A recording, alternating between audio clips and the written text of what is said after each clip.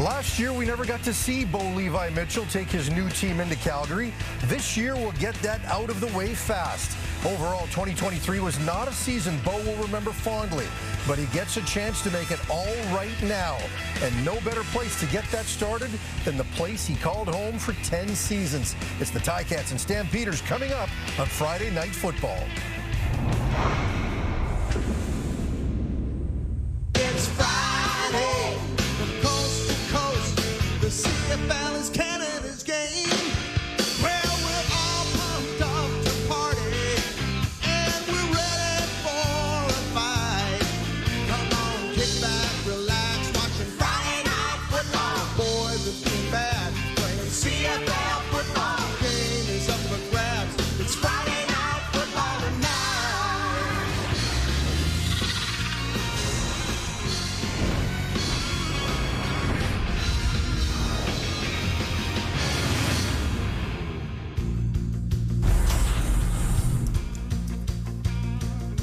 And here he is, the man himself, coming back to the home he built.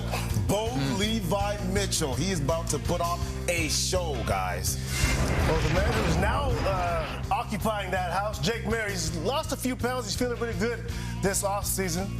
Similar to CFL on TSN, star producer Jamie Rydell. Thin in the waist and cute in the face. Tell him, baby. Timothy White led the CFL last year with 1,269 yards on just 75 receptions. But that was with 3 different quarterbacks. If he can have Bo all year long, I think it's safe to say he'll surpass that number. Reggie Bagleton had to do it all last year as injuries decimated the Stamps receiving corps. Even Reggie himself missed 3 games, but he still managed 1,100 yards and is hoping the guys around him can stay upright this season. And welcome Canada inside our CFL on TSN studios for the first Friday Night Football game of the season, along with the panel of Milt Stiegel, Davis Sanchez, and Enoch Mwamba. We've also got Paul LaPolice, Dave Naylor. It'll be a cast of thousands. But before we get to them, let's get to McMahon and bring in Britt Dort, who is right there in the eye of the hurricane. We know that Bo Levi Mitchell didn't want to leave Calgary. It wasn't his decision, but ultimately he took the departure gracefully. What's the vibe right now as Bo comes home, a game that's 2 years in the making? A lot of buzz around McMahon Stadium, and I feel like there's probably a lot of emotions. However, we both chatted with him yesterday when he first got back to Calgary, and we asked him about those emotions, and he said, honestly, I don't know how I'm going to feel until I run out of the tunnel, and I'm on the other side of the stadium wearing a different jersey. You guys just talked about it. The last game when he was here, he actually told me that's his favorite memory in McMahon Stadium, and he said it came with a lot of emotion. He also joked, you know, it wasn't the best time. I was getting replaced. However, the crowd erupted for me on my last snap as a Calgary Stampeder, and that's something that I hold really close in my heart. It's been a long time coming. We've been waiting for the return of Bo Levi Mitchell. I asked him about that, and you know, if it changes anything, the fact that it didn't happen last season and now we're 2 seasons out of it, he said, actually, I think it builds the anticipation a bit, and I'm happy it wasn't last year because chances are I would have been hurt for that game and I would have had to miss it, so I'm happy to have it. He also talked about the fact, I love playing on the road. He said, I love playing in front of an away crowd. I don't know if this away crowd's going to be a little different here tonight, but he did say week 1, game 1, what more could I ask for on the schedule to come back here and have an away game in this house? Thank you very much, Britt. Let's take a look at Bo's record in Calgary. Won almost 75% of his games, actually more than 75%. Completions high in terms of passing yards. He's the Stamps leader in all-time passing yards. 188 touchdown passes, 89 interceptions. And guys, when we look at Bo Levi Mitchell, we'll start with you. This is a guy that's had a lot of injuries the last few years. We know what peak Bo looks like. We just haven't seen it in a while. So what can we see this time? Well, you know this game. He wants to tear the Calgary Stampeders up. But you talk about peak Bo, but last 3 years, we haven't seen the best of Bo. I think it's, what, 25 touchdowns, the 29 interceptions. But this is his last opportunity to get it back. Let's be honest. If it doesn't work out for him this year, Bo will maybe be on this panel because that'll be it for him. So he understands what's at stake. He understands that this is his last opportunity, but it's a great opportunity. It's a great opportunity for him to finally go out and do what he's been trying to do since he left the Calgary Stampeders, and that's lead these Hamilton Cats to a championship. Yeah, I wonder what it is that we know how much Bo wants this, right? We know just because of how things played out, how much Bo wants, how much it means to him, and how much the city of Calgary means to Bo. But what can he do that's different? Like you said it, Farhan. What have we seen in the last few years to make us believe? And you think he's going to be successful tonight? I said I think he has a big game. I think you feel the same way, Knock. But why? You can't just flick a switch. Yeah. This is an important game. I used to play here. Now I'm going to be great. Like, he has not been great for the last 3 years. Maybe not even good. I don't know what's gonna change here, but I'll tell you this: it's must-see TV because I want to see it. Bo is a big game player. Let's see what happens. Well, you know what? The one thing that did change is Coach Milanovic's his arrival to Hamilton, and I think that's going to help him tremendously. And he's been known to be a quarterback whisperer, so to say. But I really think that combination right there is going to bode well for Bo Levi Mitchell, and it's going to allow him to do Milt, like you talked about, exactly that. Have success this season, starting in Calgary. So hold on. So you think a coach can have that much impact on, especially Bo, who 10 years before that he was killing it, and he started struggling, and a coach can come in and have that much of an impact? I really think he's at a really good place in his career. And the issues that he's had the last couple of years, yes, he changed teams and he came into a new one. But one of the main issues has been his health, right? Being healthy and injuries and whatnot. And I truly believe, again, the combination of working together with a quarterback coach that understands the position and the stage that he's at in his career is going to help. So from a strictly executional standpoint, I know this about Scott. He's a lot of three-step drop, a lot of quick game. Right. And Bo, they have said that he has worked on his mechanics, and in particular his three-step. So let's look at that as actual from an execution standpoint. Is he tighter in his three-step drop? Is there something mechanically that he's done there? Maybe that's it, but it's not a magic potion, guys. No, it's not just he's home and he got a Spalumbo sandwich, whatever it is, and he's going to be good. Well, hey, look, you look good in the preseason. The quarter and a half that he did play, we'll see if he can carry that over. As for the folks in Calgary, they loved Bo because he was winning. And he just wants to add to that legacy on this field, but with different colors. It's Bo against his own team. Coming up, it's the CFL on TSN.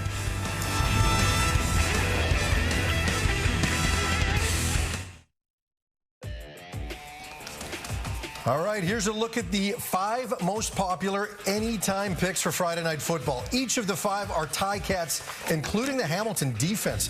Tiger Cats receiver Shamar Bridges is the most popular anytime TD prop at longer than 3-to-1 odds.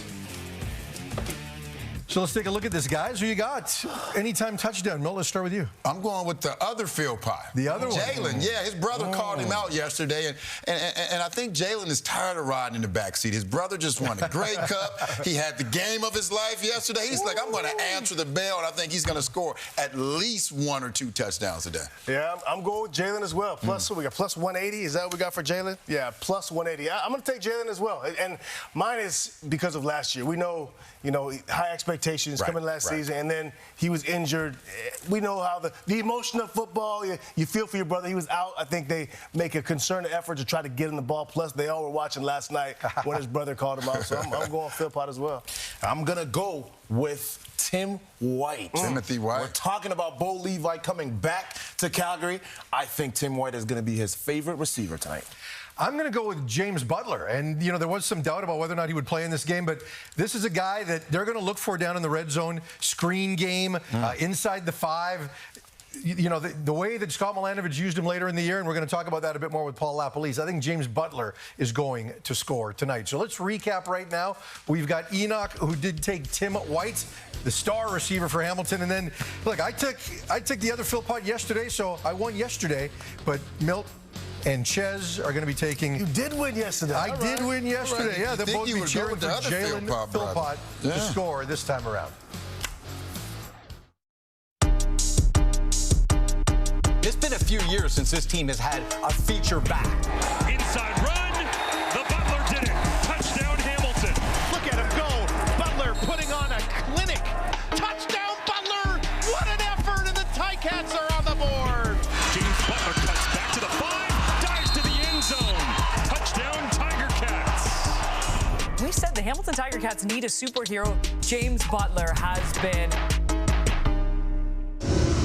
In just 3 seasons, James Butler has made himself one of the most complete running backs in the CFL. Elusive and violent, he's stout in pass protection and can also create out of the backfield. But as he goes one-on-one with our Matthew Shinetti, Butler also believes that he can create in a number of other areas. Back at it again, another day, blogging, content creating. It's a little interesting for me to be in front of the camera when a player is holding it. Yeah. Content has become a passion of yours. Tell us about your vlog. I've always liked vlogs. I've always liked the gym vlogs people do. I like the travel with me vlogs, like the get ready with me vlogs. So I've always wanted to do something that I can be creative. I'm sorry for anybody who watched my first vlog. It's so bad. Why am I so dark? Bro, it is so bright in here. I didn't know camera settings, and I didn't really understand that, oh, you can make your camera You just fix the iris? Yeah. I didn't know how to do that. I still have some videos that I haven't posted that the camera was unfocused, so it's all blurry. I remember my last vlog, I said, sorry for the blurriness. Every time I'm going back, I'm just like, oh, I wish I had a camera. I wish I had a camera, man. I wish I had a camera, man. I wish I knew what I was doing. Well, today is your lucky day. Yeah. As our DOP, Nigel here, can answer all of your troubleshooting questions. Nigel, would you like the chair? Sure. Okay, hit me up. So, my first question is, when I'm training, sometimes when I'm far away, it gets a little blurry. So I was wondering, do I keep it on autofocus or should I manual focus? I would definitely keep it on autofocus. All these cameras now today are so good with autofocusing. When I touch the screen here, right, on your face, it'll autofocus on your face. So once it recognizes your face, it will track you. And one of the hardest things to do is actually manually focus following someone coming towards you. For sure. And then, sorry, one sec. James is now out of focus on your camera, Nigel. Oh. So. Just touch it.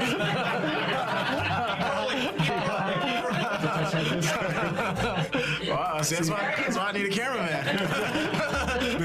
This is exactly why you need a camera. It should have stayed on you. So there you go. We're back in focus now. And then also, when it comes to brightness, it's always a little off and sometimes it's on. That was the coolest thing I've ever learned in my life. It's wow, I just fixed the brightness. I thought I cracked Da Vinci's code. See, now I'm not dark. There's something in here that I'm seeing right now where it's saying +1. Yeah, 1.3 or so something that's an exposure index where it's adjusting it a little bit brighter. I've just been on Google how to fix brightness on camera. Thank you. Perfect. You're welcome. You want to grill me now? Yeah. Okay. Yeah. Okay, there you go. All right. Thank you, Nigel. You're welcome. What do you want to know? How did you get to where you are game day here, when it comes to interviewing and all that? So has it been patience for you with the coaching staff, or you've been trying to petition them to get more involved? My thing, I'm never going to lobby for more touches. What you're doing is very much what I had to do. Is you take a risk, right? And the risk that you take is, I was a writer, I was a newspaper reporter, and the opportunity came up because they thought, hey, you have tried some creative storytelling in newspaper reporting. Would you like to try in front of camera? And the one thing that I realized is it's a lot of patience, right? The process of understanding preparation, the process of kind of understanding what you have to do to be ready to find not only your voice in front of camera, but your presence in front of camera. And what you really realize is, relax. You'll find that over time won't happen right away, but you'll be who you want to be in front of camera. Stuff like that. It's great content. It's great content. My favorite quote, you'll probably hear me say this 1,000 times. If you can't stay motivated, stay consistent. So, love. Hope y'all enjoy. Now, how did Shinetti become the center of that feature? We'll have to figure that out. But Content. Joined now by the coach, Paul Lapalisse. And Lapo, probably 7 of the 9 teams in the CFL like to use the Milanovic offense, named after Scott Milanovic. Well, he goes to the NFL. He comes back, and he comes back with some tweaks. So tell me how, because it seems like most of those tweaks are in the run game, how he plans to use James Butler. Yeah, I saw them in training camp, and they run something Farhan called the gap scheme. There's 2 types in the Canadian Football League. They run either zone schemes or gap schemes. You and I, we're going to be linemen. Ellen is our middle linebacker. The camera's our middle linebacker. This is what zone blocking looks like. We walk together. We don't move too far. The middle linebacker can stay with us, and the back tries to find a spot. As we come back, this is what happens in a gap scheme. Ready? Go set hut, bang. He steps down. I move out of the way. Now Ellen's trying to find me. She's the linebacker trying to find where the ball is going to go. Ellen was really hard at that, or she just doesn't want me on camera tonight. That might be it. Let's watch Hamilton, a couple of their plays that they like to run. Can't wait to see James Butler this season in this scheme. All right, this is a kicker and a wrapper. You have two people pulling to the point of attack. So the point of attack is going to move where those two players go. The hard part for the defense is now the two linebackers have to move over to now fit their area of the field, their gaps. And it's very difficult to run across the field and go find them. Once again, James Butler gets a really good run. These are runs from when Scott took over last year, the first 2 games after Scott took over. Here are your gaps. At the line of scrimmage, the linemen and linebackers have to be there to stop the linemen, the back from running. Here's a kicker and a double team. At the point of attack, great job, execution on the double team, and then Revenberg gets off on the linebacker. You are trying to create seams and move the defense. Once again, another opportunity to show his ability to put his foot in the ground and get north-south. This time, down block, there is a kick-out player, but BC has an unblocked player at the point of attack. But the problem is he's lined up outside, the ball hits inside. The beauty of separating the defense with all these pull schemes, it makes it difficult. I saw this on film. I love this. It's a wide receiver screen and a lineman pulling. And what are they going to do? They're going to add we're going to add a fullback into the line of scrimmage. This is a conflict of assignment. The end widens, you hand it off. So there's a lot of different things you can do with James Butler, and I was really looking forward to seeing what he does tonight, because I think Scott's going to have a really good play. You know, I know Bo's going to be important, but I think James Butler is crucial to the success of this team this season. Well, and he was dealing with a foot injury coming into training camp, or early in camp, didn't take part in either preseason game. He was a game-time decision heading in tonight, but he is going to play. And, you know, the fans in Calgary aren't going to want to see this guy. He could be the secret weapon. We're looking at the quarterbacks. It could be the running backs. They're tailgating. They're getting ready for a big one in Cowtown.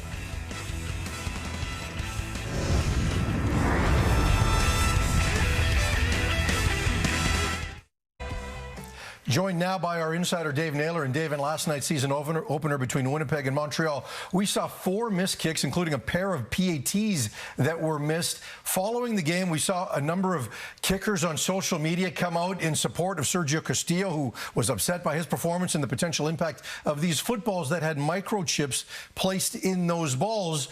The kickers aren't comfortable with it. The league reacted today. They made a change. They said that kickers no longer have to use those balls. They have the option. How did we get to this point? Well, it began after the game last night in Winnipeg, where Sergio Castillo, as you mentioned, missed 2 field goals and an extra point. He was open with his comments that he was not comfortable kicking the footballs with the microchips on them. And I think he'd made some comments, or his feelings at least, known before the game. There were a number of kickers who were using those balls through training camp in the preseason, expressed some hesitation. He was one of them. He goes out, has a bad night on night number 1, and he made those comments public. Hence, you see the support that he got from other kickers, Brett Lowther, Lewis Ward, and others on social media. Now, the CFL, in terms of microchipping footballs, this actually began last season, but not for the kicking game. So quarterbacks were using them. They didn't have any issue. They brought in testing this offseason, primarily with robotic kickers, and in their evidence, they said there was no proven evidence that there was an effect on performance of having a microchip in there that weighed less than half an ounce. They're working with a company called Sportable to develop this technology. But out of respect for the kickers, and obviously there's a mental aspect of this as well, they made a proposal to the CFL Players Association, who wanted this addressed, and said, hey, we will give teams the choice. And by getting the choice, it means you've got to decide before the game for all kicking plays, kickoff, punts, field goals, all of it. You're either using the microchip balls or you're not. And the league will continue, of course, to try to go forward and refine this technology, try to satisfy the kickers so that in 2025 this can be mandated. This is all about getting data for broadcast augmentation. The CFLPA was on board with this, but they obviously want to stand up for their kickers who are not completely on board with it at this time. And certainly in the case of Castillo, he's a 90% kicker. We were surprised, guys, to see him miss those kicks, but I'm also surprised that they made this decision this quickly after the regular season has started. Is there any kind of advantage advantage for any of the kickers who now don't have to kick with these footballs? It's not fair. It's not fair. Every team in their first game, including Ottawa, who has a bye this week, who plays next week, should have to kick with this chip in their balls. It's not fair to Winnipeg and Montreal. And the other question I have, 13 grams less than a hat. Does that really make a difference? Does that really make a difference? Or are these guys just using it as an excuse? Now, I've never been a kicker, so I don't want to put that on them, but we're talking about 13 grams. Please. I don't know if that makes a difference. From the fact that a lot of guys have been complaining, the biggest thing that I take away from this, and I think we can all agree, is that if the league is choosing to do the right thing at this very moment, it is a good thing. Now, look, the question is, like you mentioned, Milt, why and how come everybody else or every other kicker doesn't get to do the same thing that Sergio Castillo also went through last night? Yeah, I agree with both of you guys on that point. I'm going to add this is how many quarterbacks, how many offensive coordinators want live mics? Like, there's certain things that I'm sure players that we might not want, but you have to balance, things you implement to help grow the game and into those things that also might impact the product on the field. So if it's something that the league thinks can benefit, now you got to weigh how much does that affect the actual kicking, and so far it's looked like it's impacted it, but I'd like to hear from some other guys as well. But there's that fine balance between, improving the game for a fan experience, whatever else it may be, and impacting the product on the field. And Ches, some people have asked, why do we need, or why does the league need to put chips in balls that are being kicked? Is there that much interest in kicking data? Well, there's also the return game. When there's a missed field goal and you have a player take that ball out of the end zone and go up the field, that chip is registering the data with him, and that's the other part of it. The return game is such a big part, and that may be where the league is more interested in getting data than the actual kicks. Just quickly, I just want to make a point that Dave Naylor made here. I'm just stealing his point where he said, well, what if a quarterback comes off the field and say, hey, I threw those 5 interceptions because the chip was in the ball. What do you do then? Because the chips are in the ball when they're live play for offense and defense. What do you do then if a quarterback comes in? I thought these were just kicking balls. These are balls that are used for... No, it's just the kicking balls. But it's just the chips are in the ball. Taken out, but the regular balls, they have chips in them also. Okay, got it. Ultimately, as far as tonight's game is concerned, we do know that Calgary's going to go back to using the old balls as far as Rene Paredes kicks are concerned. Haven't heard back yet from Hamilton, but it does seem like this change is going to take hold this weekend, and we won't see many of the chip balls used by kickers going forward. That is not good. The Stampeders are 4-0 all-time in season openers against Hamilton, with all of the contests having been played at McMahon. Let's see if they can keep that trend going. Now let's head back to the field where It's not fair, Milt. where Britt Dorn's standing by with Bo. Well, Bo, you said you didn't know how you were going to feel until you ran out of the other tunnel at McMahon Stadium. So how are you feeling in this moment? I'm excited. I'm ready to get the season going. Got really excited watching the game last night. Jealous of the boys already playing, so excited to get out there, excited to play in front of the fans. When you think back to young Bo back in 2012 coming out to the stadium and the roller coaster you had last season, did you ever think you'd finally get this moment and be here in your career? Yeah, I don't know. I think for a long time I probably thought I'd be here my whole career, and I always wanted to play in one place, and then when it didn't happen, my thought process was like, all right, commit to that next team and stay there for the rest of your career. Well, I know your ears have been ringing because everybody's been talking about you this week, including the panel. Any words for them ahead of game one? Hey, Milt, you lied to me. You lied to me on who you were picking. All right? I won't forget that. Have a good game, Bo. Well, I picked Hamilton to be in the Grey Cup. You did, but did you pick him to win tonight? We didn't pick anybody to win tonight. We haven't picked. I don't know what Bo is talking about. Athletes manufacturing motivation, right? I think that's what it is. Yeah, manufacturing motivation. Bo, You're just finding a reason. As if you need it anymore. I picked Bo. I'm still drinking the Bo Kool-Aid. It's not as sweet as it used to be, and I'm still trying to get some. Hey, there's a lot of talk about the Bo thing. There's also a matchup here. Jake versus Bo. Not just Bo versus Calgary, but also Jake versus Bo. I think Jake Mayer has some thoughts on wanting to prove that they made the right move with him, too. Yeah. Jake definitely has a lot to prove, but that whole defense is going to have to face the wrath of Bo Levi Mitchell coming back. Wow. Well, what we can say is that Bo and Milt aren't going to be hugging it out anytime soon, but all is love between Bo and his former coaches in Calgary. He and Dave Dickinson earlier tonight had a chance to get reacquainted a little bit. They shared plenty of good times, and I'm sure they will again after the game. We'll see who winds up winning this one. He had a pair of Grey Cups and a pair of MOPs in Calgary, a gunslinger in every sense of the word.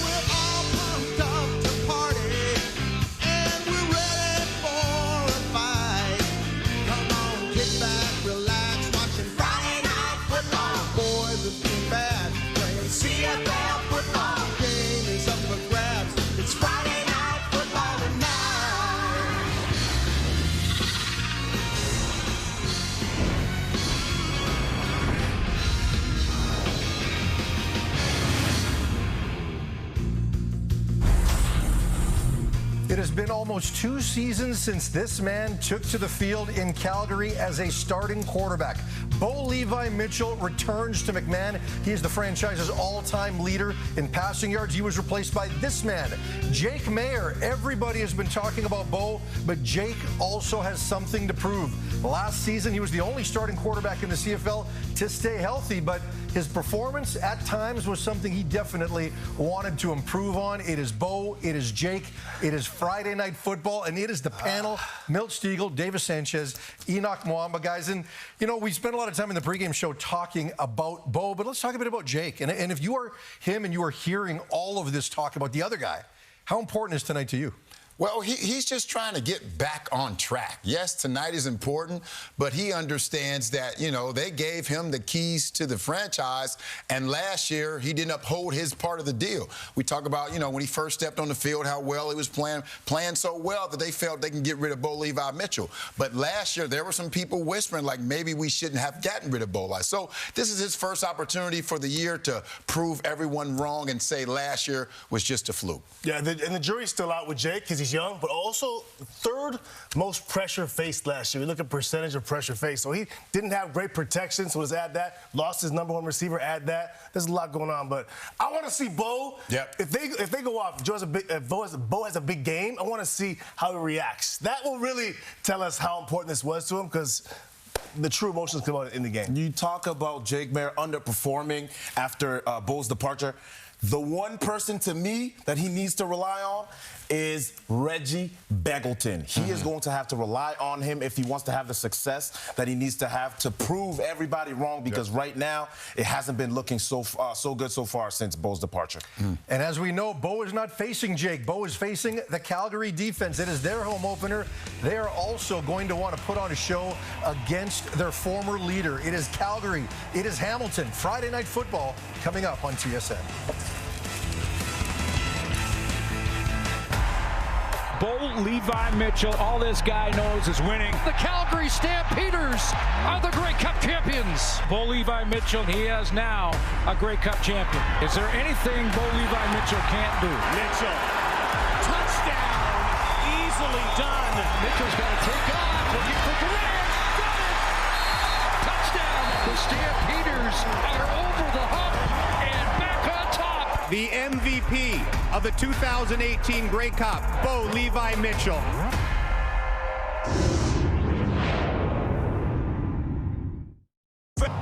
Friday Night Football tonight.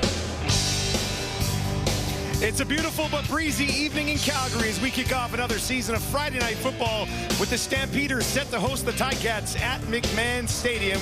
And the Stampeders last year, they were a playoff team, but they only won 6 games. Certainly a number they want to improve on. Tonight, it's a familiar face on the other side is one of the best in franchise history. Bo Levi Mitchell returns to McMahon for the first time. Yeah, we won't bury the headline. Let's start with Hamilton's Bo Levi Mitchell, who played 62 games as a Stamp starting quarterback here at McMahon Stadium, won 47 of them. On that journey, he won 2 MOPs, 2 Grey Cup MVPs. He returns to his own stomping grounds for the first time. The man that replaced Bo is Jake Maier on the other sideline. Maier was the only quarterback last year to start all 18 games, threw for over 4,000 yards, and led the Stamps to a playoff spot. He's looking to take the next step this year. Just 3 home wins last season for Dave Dickinson, a number that they will certainly like to improve after the years of success that they had here. And there's Scott Milanovich getting set to begin his head coaching career with the Ticats. From 2012 to 2016, he was with the Argos, got the job in Edmonton, never actually had a chance to do it. And now here he is with the Hamilton Tiger Cats, and we are set and ready to get rolling. Calgary won the toss. They deferred. Hamilton said, give us the ball, and they will get it as this is kicked away. Friday Night Football underway as it is taken just inside the 10 and returned back out just shy of the 30 in the hands of Lawrence Woods. And there he is, Bo Levi Mitchell in the house of McMahon. I mentioned his record here at McMahon Stadium as a member of the Calgary Stampeders, their all-time leading passer. He's 47, 13, and 2. This will be game 63 for him in this stadium. A lot of good memories, some downs as well. but he knows the fans will give him a warm welcome, and it sounds like they are. Since 2021, the Ticats are combined 8-16 in June, July, and August, which means they need to find a way to get many off players to a better Hamilton. start. It's a 5-yard penalty. Well, that's not going to be first down. That's not it. That's not it. Still, though, you have to start better than the Ticats have started. Yeah, no question. Right? Yeah, I mean, both these teams are sort of middle-of-the-pack teams, you know, kind of getting into the playoffs barely, and they want to take the next step, start to show some dominance in their divisions, maybe host a playoff game or better, host that final. Hamilton last year ended up losing to Montreal 27-12 in the East semifinal. They start here after the penalty, 1st and 15 on their own 27, and they will hand it off to Butler. Short pickup. Let's take a look at this Hamilton starting offense this evening. 2 rookie tackles, Quentin Barrow on one side, Brendan Bordner on the other. We'll see how they hold up in their first game in the Canadian Football League. And there's the leading receiver in the CFL last year in Tim White. He is back. James Butler was a game day decision. The decision, he's playing. He's good to go.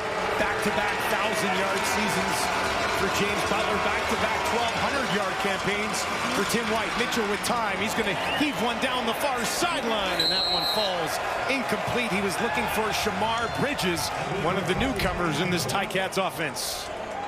Yeah, taking a shot early, nothing wrong with that. Even if you don't hit this throw, just sends a little bit of a message. 2 real veteran, we'll get to them in a second, but veteran corners in the Calgary secondary this year. Nick Constantinou, the Australian punter from Texas A&M, will kick this away, lets it fly from just outside his own 15. An 11-kilometer-per-hour wind here. 44-yard kick will be returned to the 45, and there is Jake Mayer, another year as the starting quarterback of the Calgary Stampeders. Yeah, when Jake Mayer, you know, started a couple of years back, Bo Levi Mitchell was the starter. He started to play very well. Bo got into some injury issues, and they felt like at this organization that they could take that next step, move on to a younger quarterback. And then last year, sort of middle of the road, there were flashes from Jake Mayer that he really looked good, like he was ready to take that next step. Didn't quite fulfill it, but he did make the playoffs. Empty backfield here. Mayer throwing down the field a little too high, and that one falls incomplete as he was looking for Cam Eccles. Sean McEwen was the nominee for outstanding lineman for the Calgary Stampeders. He's back in the middle trying to keep those guys together. Good veteran group, though, up front. And they got Bagleton back. Reggie Bagleton, 30 years old, outstanding player nominee for the Stamps a year ago. A couple newcomers we'll get to in that receiving corps. But there is one that you know Jake Mayer will lean on. 2nd and 10 from the Calgary 46. Mayer looks to his left, flushed out of the pocket, takes off to the right, looking down the field. He'll throw, and he's got a completion down to the 40 as Jake Mayer uses his feet to escape trouble and sends it down the field. And he's got Cam Eccles, who had a great preseason for his first CFL catch. It goes for 26 yards. Yeah, we talked to Jake this week, coming back, and asked him about his offseason training. He said, I want to become more athletic. I know that at times, quite often, plays will break down. It's not exactly how you write them up. I want to be more athletic with the ability to escape, get outside, maybe throw on the run more, and he shows that early in this one. Not an easy throw to make. Nope. Comes cross body. Eccles, the rookie, 29 years old, comes back to the ball and makes the catch. Now they'll hand it off to Mills, right up the middle, short pickup, down to the 35. Here's Hamilton's defense. Nice offseason acquisition up front in Brandon Barlow from the Toronto Argonauts, coming in after a nice campaign with 9 quarterback sacks. There's Kyle Wilson is the veteran in the middle of the linebacking core. 2 rookies on either side of him, and 2 rookie corners for the Hamilton Tiger Cats. So Katsatanas, who played a very good second half of the season last year, is going to have to keep those guys lined up right. 5 interceptions last year for the former UBC Thunderbird at safety for the Tigers. 2nd and 7. Mayer pressure right in his face, and that is batted away. Incomplete. Right up the middle. That's who we were just talking about. The safety, Katsatonis, wasted no time. Timed that one perfectly. Yeah, he did. And this is, he had a few interceptions late in the season. He's coming from off the line of scrimmage and times it up real nice. Straight through the middle. Jake Mayer had to try and throw it around him. Couldn't get it done. And a knockdown for Katsatonis right out of the gate. Within the field goal range of the 39-year-old six-time All-Star Paredes. Chip or no chip? We'll get to that later. All my answer's always chips. Give me chips. Timeout. Hamilton. Oh, that was. Might have had a personnel issue there. Didn't want to get a penalty, give Calgary a first down with too many men on the field, so they had to burn a timeout. For those of you not aware of the chip conversation that we were having, chips in the ball this year causing some issues with kickers around the league. The league announcing today that the teams will have the option to kick with the chipped ball or the unchipped ball. Yeah, so it seems like an issue that's been taken care of rather quickly. Yeah, it was, and just in case the kickers are concerned with it, and some of them were, so that's okay. I think it was a good decision by the league, and I would like to try an experiment. 20 balls. Paredes doesn't know which one has the chip. You kick them and you tell us how it goes. If they can go perfect, you're like, okay, you have a case. Am I saying it might be in their heads? Yeah, kind of. No problem for Paredes as he hammers that one right down the middle, and the Calgary Stampeders on the board, 3-0 the lead. Who's this? That's a baby face. Bo Levi Mitchell back in 2013. There he is today with the Hamilton Tiger Cats. More on him when we return.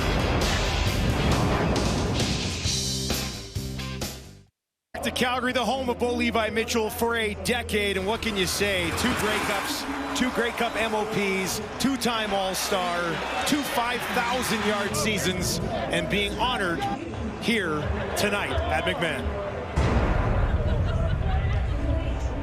Back to McMahon, and thank him for the countless memories he provided the Stampeders faithful while wearing the red and white. Very nice. Standing on your feet and welcome back to McMahon Stadium. Emotional evening for Bo's family, no doubt. That's great for classy for the Calgary fans to give him that welcome back.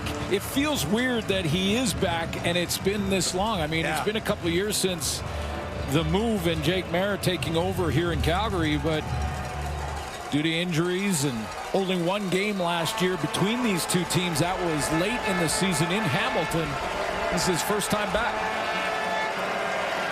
Starts this drive on his own 40. They'll get it to White, who turns, trying to find a little bit of space. Hesitation doesn't work. He gets taken down just shy of the 45. I mean, the resume that Bo Levi Mitchell put together here at the Stampeders, not much more you can accomplish. No, absolutely not. And Hall of Fame numbers, over 32,000 yards passing.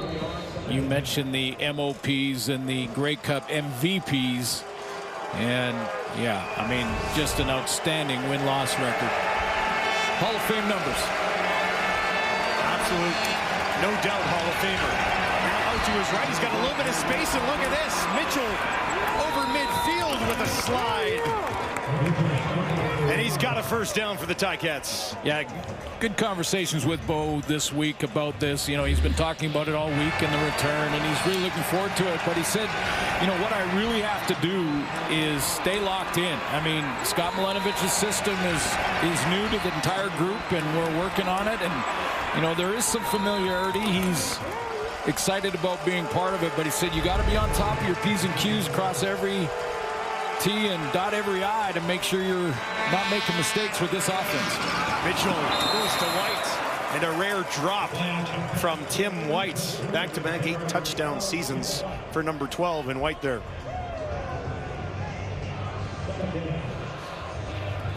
Yeah, I'm sure some mixed emotion. I remember talking to him a couple of years ago saying that he thought he'd be a Calgary Stampeder for his entire career. And of course, The one thing that is certain about football and about pro sports is it's uncertain. Very rare to go wire to wire, even with a career as good as the one that he put together here in Calgary. Mitchell in trouble again. This time they will take him down. Clarence Hicks with the first sack of his CFL career. Yeah, that entire pocket just collapsed on him. It's a good group defensively when you think about the Calgary Stampeders. We'll get to that as this game goes on, and just the sort of all-star caliber veterans that they have in that group. He's one of the newcomers coming off the edge in the rotation, and Hicks getting his first sack in the Canadian Football League. 3rd and 19. Hammered away again. This will be taken at the 21.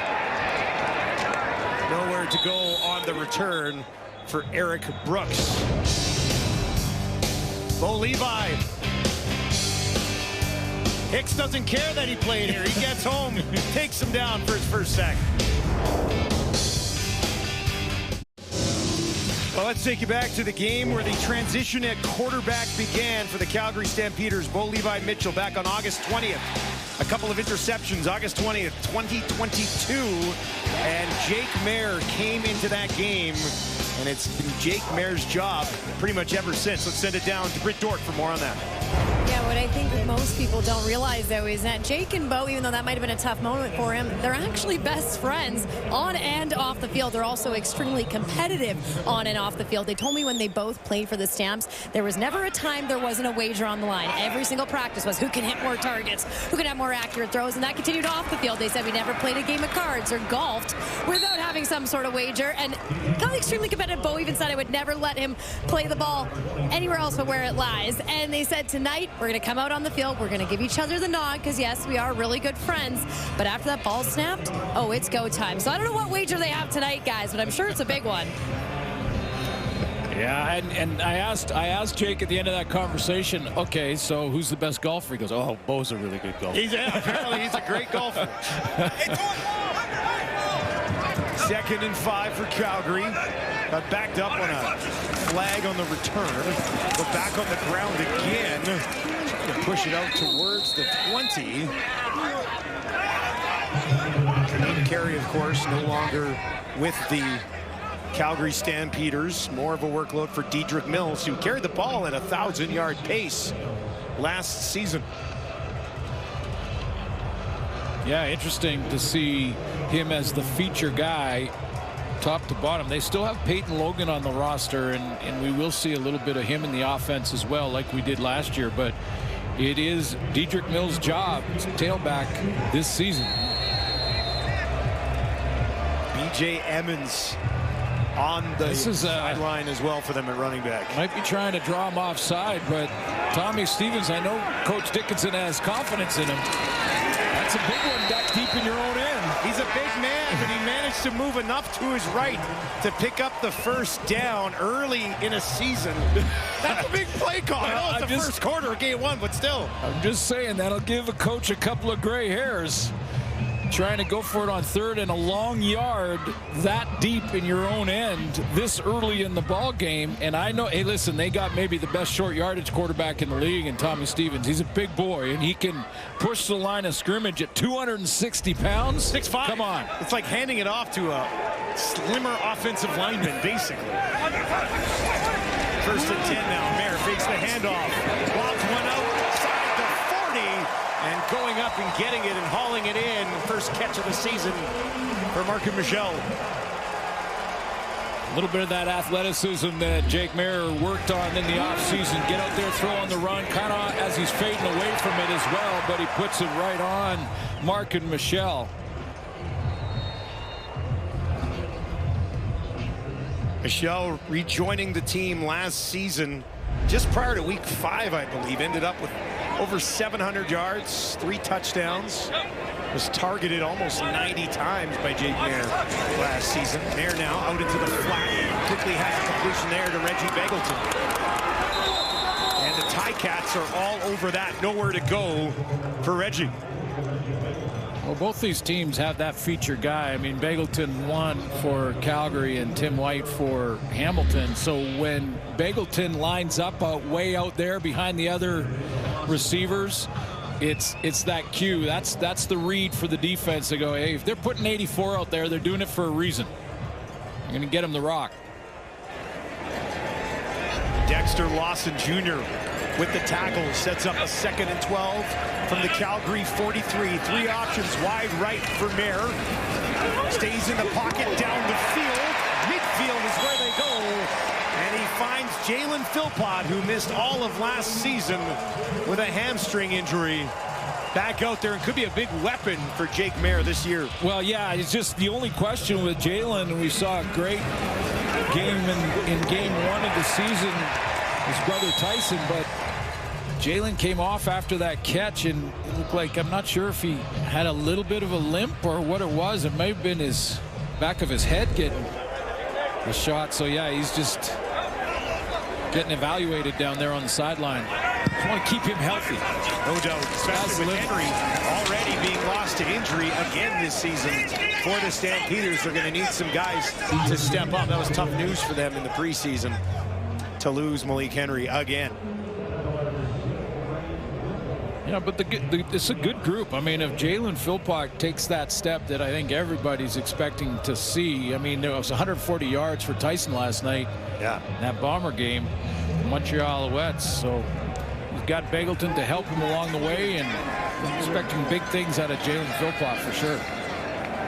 3 yards on that first down pickup. Hamilton 48 is where they'll work. 2nd and 7. Mayer takes it cleanly, looks to his left, throws to his left. Has a completion at the 45, but nowhere to go. Dexter Lawson Jr. wrapped up Clark Barnes immediately, and that'll bring up 3rd down. It is a big hit, and it's a good hit. But here's the thing about it. You see, this is a rookie corner in Dexter Lawson. Or he's in his 2nd year, but he's very, very little experience. Now, he plays off this and comes up hard to make the hit. So the next progression now for Jake Mayer coming out a series later or maybe a couple of series down the road is to double move him out there. Have him come up, get running downhill forward, and then double move him, try and get in behind him. Paredes, a 52-yard attempt, hit from 53 last year. This one is up. Does he have enough? Yes. Wow. Paredes, nice. 2 for 2 to start the season. His career high is 53. This one from 52. Really, no doubt, his coach loves it.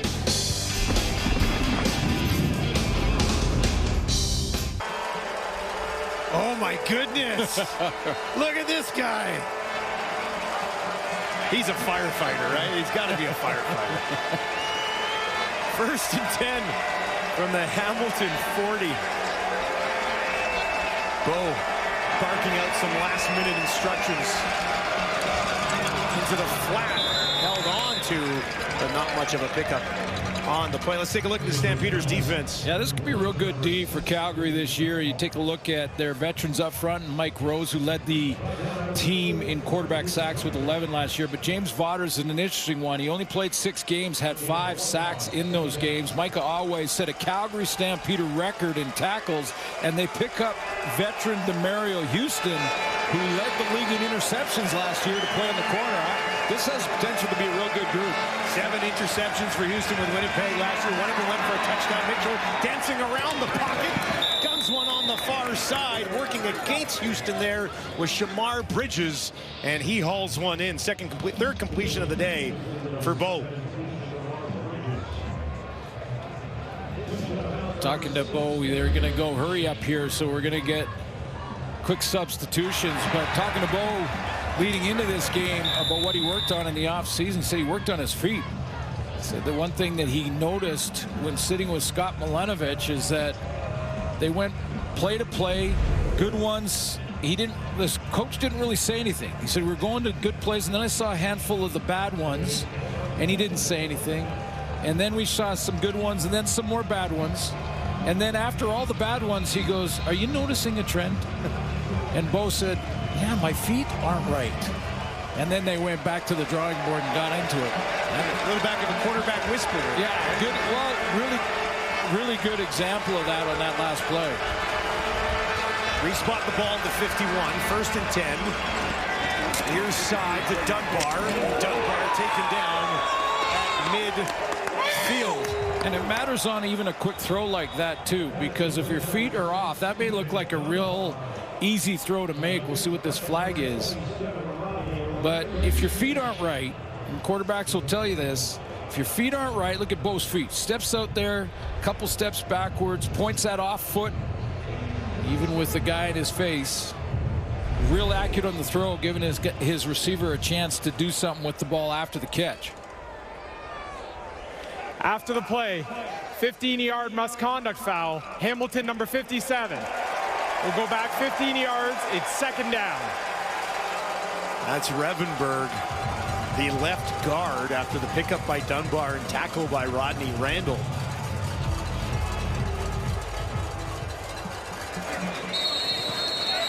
And that backs them up big time.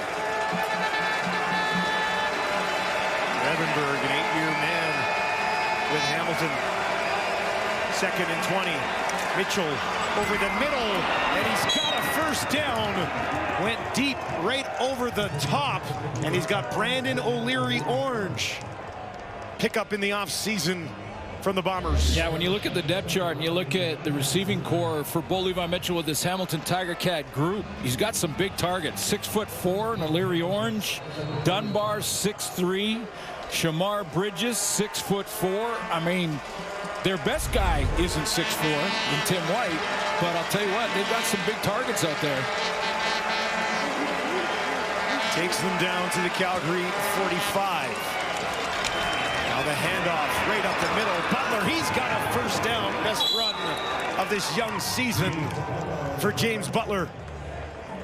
Well, that's a big conversion on 2nd and a ton there after the penalty.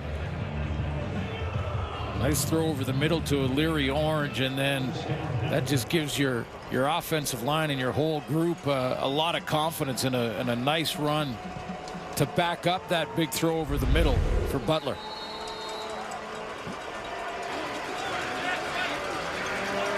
Setting up the final play of the 1st quarter of Friday Night Football. Calgary with a 6-0 lead. Bo Levi Mitchell in his return to McMahon trying to change that. He'll hand it off to Butler. Butler finds another hole, and he's got another 1st down. Back-to-back 1st down carries from Butler, who's gone back-to-back 1,000-yard seasons. Great addition for the Hamilton Tiger Cats when they picked them up beginning of last season. Ticats are marching. They trail, though, 6-0 after the opening quarter of Friday Night Football.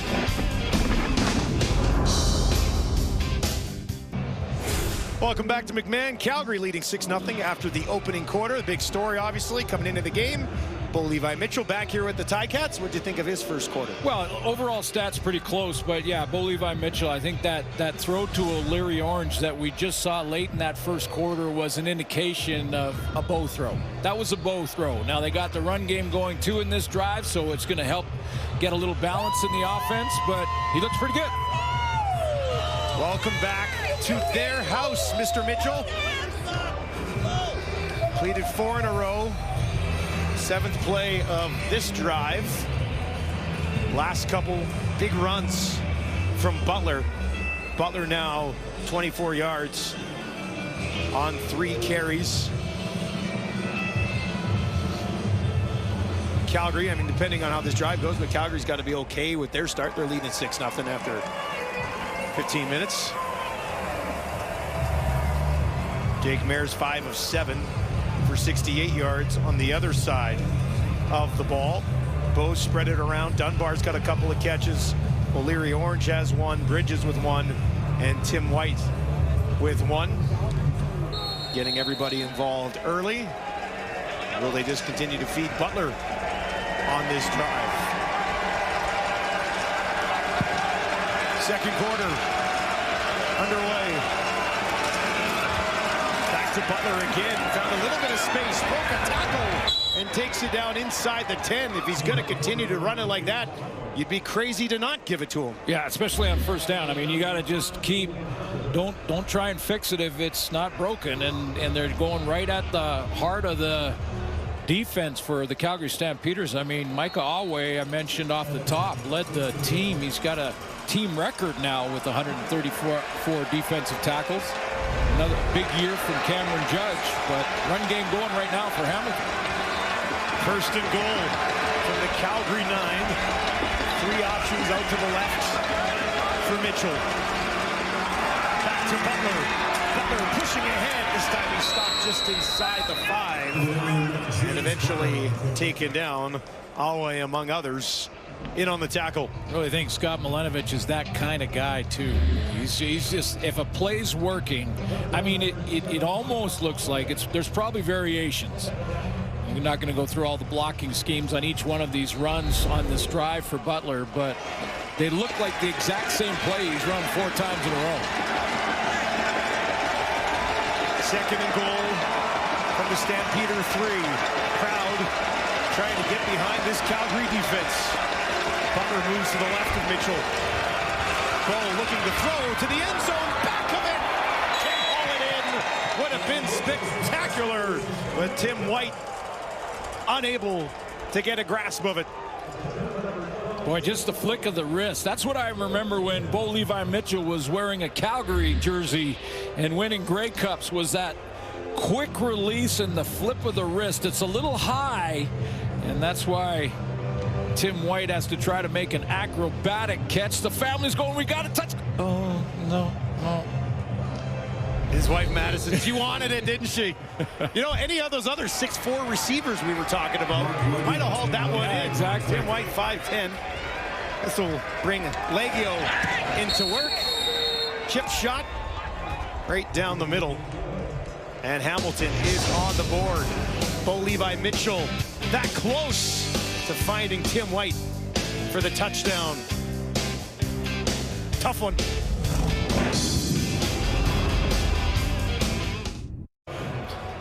Playoff appearance last year for Dave Dickinson as Calgary Stampeders, but still a busy offseason as they move on. Kadeem Carey ends up on the out list as we take a look at the offseason changes here for the Stampeders. What jumps out for you? Well, there's a couple. I mean, Demario Houston for sure. A couple Canadian linebackers there. I thought it was interesting. Matthew Schultz, who will back up Jake Mayer this year. His last start for Hamilton was against Calgary. He played well. 225, 2 touchdowns, and beat the Stampeders as the starter that day for the Hamilton Tiger Cats. So we talked about this in the preseason. Often a free agent signing in the offseason is a player that played well against your team. Yeah, we did talk about that. Yeah, I would say Dave Dickinson was probably looking at Matthew Schultz in that one going, he's pretty good. If he becomes a free agent, I might go after him. Be your backup, mix him in a little bit here and there. Back on the ground. Now, having said that, I mean, there he is helping out. Whether it's a dummy call or making some of the communication with Jake Mayer, but you know, having said that, Jake Mayer is the only quarterback in the league to play all 18 games, which is big, being available, right? Yep. Knock on wood. I always knock on wood when I say that kind of stuff. I think that desk is technically wood. You never know. Okay. So you verified that I actually did. I saw it confirmed. Schultz was at Montreal for 4 years, and then last couple years in Hamilton. Here's Mayer down to the 40, and he's got Reggie Begelton, and Begelton hauls it in, his second catch of the game. Best throw of the game for Jake Mayer here. Again, little play action fake, and slides into that throwing lane, because he knows Begelton is hauling that butt across the middle. He was running fast is what we're saying. Mayer started the game 6 of 8 for 86 yards. They'll hand it off to Mills. Mills finds some room, breaks a tackle, and down to the 20 before they eventually wrap him up. Leonard with a possible touchdown saver right there. You know, I think that's why Dave Dickinson felt real comfortable with going with Dedrick Mills as his feature back. You know, I mean, anytime you see player movement in free agency, it's sort of both ways. One, the player might be looking for a bigger contract. There, had a little bit of time. Now he's in trouble. And he gets taken down at the 25. You know, one, the player may be looking for a little bit bigger contract, but the other, the team is looking at, well, okay, if we lose this guy, then what do we look like in the position? And I think the Stampeders, it's safe to say, were pretty comfortable with Dedrick Mills being their feature back, and they still have that scat guy and the speed guy in Peyton Logan. Not to say that Dedrick Mills doesn't have a lot of speed once he gets in the open field. We just saw an example of it. The transition from Carey to Mills was not unlike Bo to Jake. Really, had them both for a little bit. And eventually, Kadeen Carey signs out east. Mills gets the job here. 2nd and 16 from there. Dumps it off at the 20. And that's B.J. Emmons into the game for the first time after that long run. Mills headed to the sideline for a quick breather. And they bring Emmons into the game and unable to pick up the first down. It'll be 3rd here, and Paredes likely called back into work again. Well, if you're a Calgary fan, you want the good news or the bad news? Give me the good news. Okay, the good news is a drive into the red zone. They get a sack, so that's what stalls the drive, but the drive into the red zone, that's the good news. Good positive drive for the offense. Bad news, they settle for 3. Paredes, he's already got a couple in the game. Give him 3 as Paredes busy here in the early part of Friday Night Football. Calgary Stampeders on top, 9-3 at home. It was an eventful offseason for both head coaches. For more on that, let's send it down to the new Coors Light Corral here, which is where Britt Dorton is standing by. Yeah, and I might never leave. We'll get to that right away. Let's talk about Scott Milanovich first, though, because it's not new to him to be a head coach, but he has a new style of coaching. He told me I wanted these guys to bond on a different level. I had to adapt as a head coach, so I forced them to be vulnerable with one another. Tim White told me he's never had a coach do this, and he could already feel a bond amongst his teammates before the season started. Let's move over to Dave Dickinson. Exciting stuff, new stuff happening for him. He's a Canadian citizen. He told me, Brett, I should have done this a long time ago. It's been a long time coming since 1996. I've been in this country. He said, I always considered myself a dual citizen anyway because I'm a Montana guy. I'm close enough. Now, he did tell me, and you guys, we'll see if we agree on this, technically now, he's the last Canadian head coach that's won a Grey Cup. Oh, my goodness. Are we giving it to him? That's a loophole that shouldn't be discovered. I want to say congratulations, but I really want to say about time. That's great. That's great to see. And it happens quite often. Players get a chance to play in the Canadian Football League, come up, fall in love with the game, fall in love with our country, and become Canadian citizens. Good for Coach Dickinson. Mitchell drops it off to Dunbar right in front of him. Dunbar turns it ahead, takes it out past the 50 for a first down for the Hamilton Tiger Cats. And Coach Dickinson, of course, in the offseason and sometimes during the season will coach minor football. He'll go out in the community and do some work there, which is... So he loves the game. Yeah, absolutely, which some of the players do a ton of and don't get enough credit for. They really... Canadian Football League players are out there in the community all offseason and during the year, giving back and helping where they can. Fresh set of downs. The Ticats 53. Butler. A little bit of positive yardage there. Dozier and Awe both there to take him down in midfield. Yeah, talk about how I like this defense. The Calgary Stampeders looks good. Now they've got to shore up this run defense a little bit. Butler getting, but you take a look at their corners with Trey Roberson on one side and Demario Houston on the other. I mean, there's the guy who led the league last year in Houston, and Roberson, who has led the league, has been a CFL All-Star at that corner spot. That's those two good ones on the edges. He led the league with 7 interceptions as well back in 2019, I believe. Then you go to the linebacking core with Mike Awe, who we talked about. And how about Cameron Judge? I mean, Cameron Judge had a breakout season, and he's played very consistently all year, or excuse me, all through his career. So, you know, when you think about his big year with 5 interceptions, but they've got their hands full with Bo and James Butler right now. James Butler, 46 yards on 6 carries. Good job on the ground so far. 1st and 10 here. Stampeder 47. Mitchell looks to his right. Now he's going to throw way down the field. Oh, into the hands of the intended target. Tim White so steady most of the time. Can't haul that one in. You know, when I look at the flags on the goalposts, it doesn't look like there's much wind, but there must be more, because it looked to me like Tim White was almost playing this like a center fielder, trying to play the wind and where it might end up, and maybe the wind pushed that a little bit. He was trying to track that down. The wind was moving that ball around through the air, and he just couldn't corral it. Had the separation on Roberson for sure. Do it again. 2nd and 10. Everybody out to the right here for Mitchell. Looks to the left, throws to the left, and that one over the head of the intended target. Not close to Shamar Bridges. By the way, you mentioned that he got in behind Roberson, and you know what Roberson said when he got back to the huddle? That's just an incompletion. That's a long incompletion. That's all that is.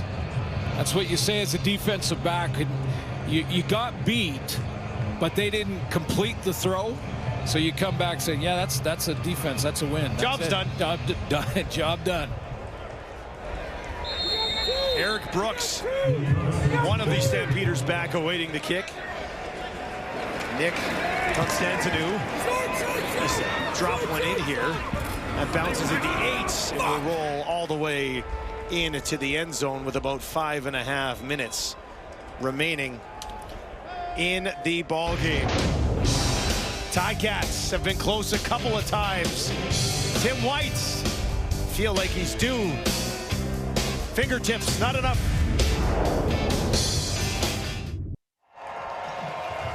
Milanovich around the organization last year, got a feel for it, takes over as head coach, and here's a look at some of the ins and outs for the Ticats in the offseason. Yeah, I mentioned a couple of the D linemen that they've moved over. Luther Kunavanu was a former Calgary Stampeder, and this Hamilton defense looks different without Simone Lawrence in it. 742 defensive tackles, 35 quarterback sacks, 15 interceptions. And I would say a love-hate relationship with the Canadian Football League fans across the country. Some loved him, a lot loved him in Hamilton. Some love to hate him. Mayer out of the pocket on the run to the right. And he's got a completion on the far side of the field to Clark Barnes. Simone is still in the organization with the Hamilton Sports Group and is a community ambassador, so good luck to him in his new journey. And to Hamilton defense, we'll have to look to Kyle Wilson for that leadership in the linebacking core. He's playing in the middle. And of course, Katsatonis at safety can help out with some of the young guys too, back there in the middle of the secondary. Wilson played 10 games last year, 11 tackles, 4 special teams tackles. Now right up the middle once again, Dedrick Mills spins, stays on his feet, and another spin will get him down to the 35. Both running backs putting on a heck of a display here in the first half. Yeah, we are seeing some nice run game. I mean, you know, there's a trend that we're watching over the last few years, teams going more and more to the run. Nice hole created up front. Kick out block. Like a pulling guard there, but Dedrick Mills hits it, and then it's a couple extra, about 6 extra yards with 2 spin moves. Down to the Hamilton 35. Stampeders have had to settle for 3 field goals thus far. Mayer, this time near side, and another completion for another first down, and it's another catch from Barnes, team leading 3rd of the game. Again, a guy who went through some injuries last year in his rookie season, but did enough to be the nominee for outstanding rookie. So expecting big things in year 2 from Clark Barnes. He thought it was a first down. I thought it was a first down. They mark it just short of a first down. So, well, if they went for it on third and they're going for it here. And it's Tommy Stevens time, and he's got enough. Basically just needed the 25. They were almost there. First down Calgary, and this drive late in the second quarter continues for the Stamps. Is there fantasy short yardage quarterbacks? Like, can you take touchdowns? Touchdowns. Touchdowns are big. Okay, because I answered that quickly, didn't I? Yes, you did. I like fantasy sports. Okay. Yes, you did. Because if there was a short yardage quarterback fantasy pick, Tommy Stevens is my guy. 6 touchdowns last season, 9 touchdowns the year before. We called them vultures in fantasy. Touchdown vulture. Mayer fakes the handoff. Now look at this. There's a ton of room. Something to work with here for Mills. Stays on his feet at the 10. Taken down. Tripped up just shy of the 5. Really nice play call here. This is the 3-minute warning. 3-minute warning. Big night for Dedrick Mills continues. He's over 75 yards in this game. Calgary with the lead, knocking on the door as well.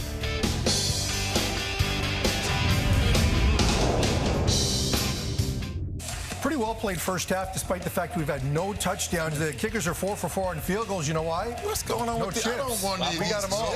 No. Those chips are really small. Don't let too. Milk have any. No, I don't want these chips. No chips. Microchips. Dude, I'm done. Microchips. You like these? Microchips. Halftime coming up.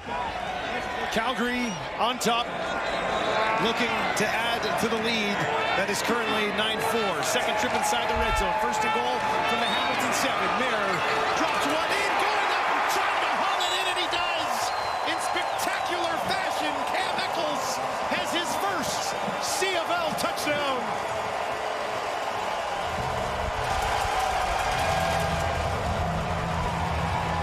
Cam Eccles going to want to put this football in the trophy case. There it is. Make sure you get that first one. Get it painted up, and he does it in style.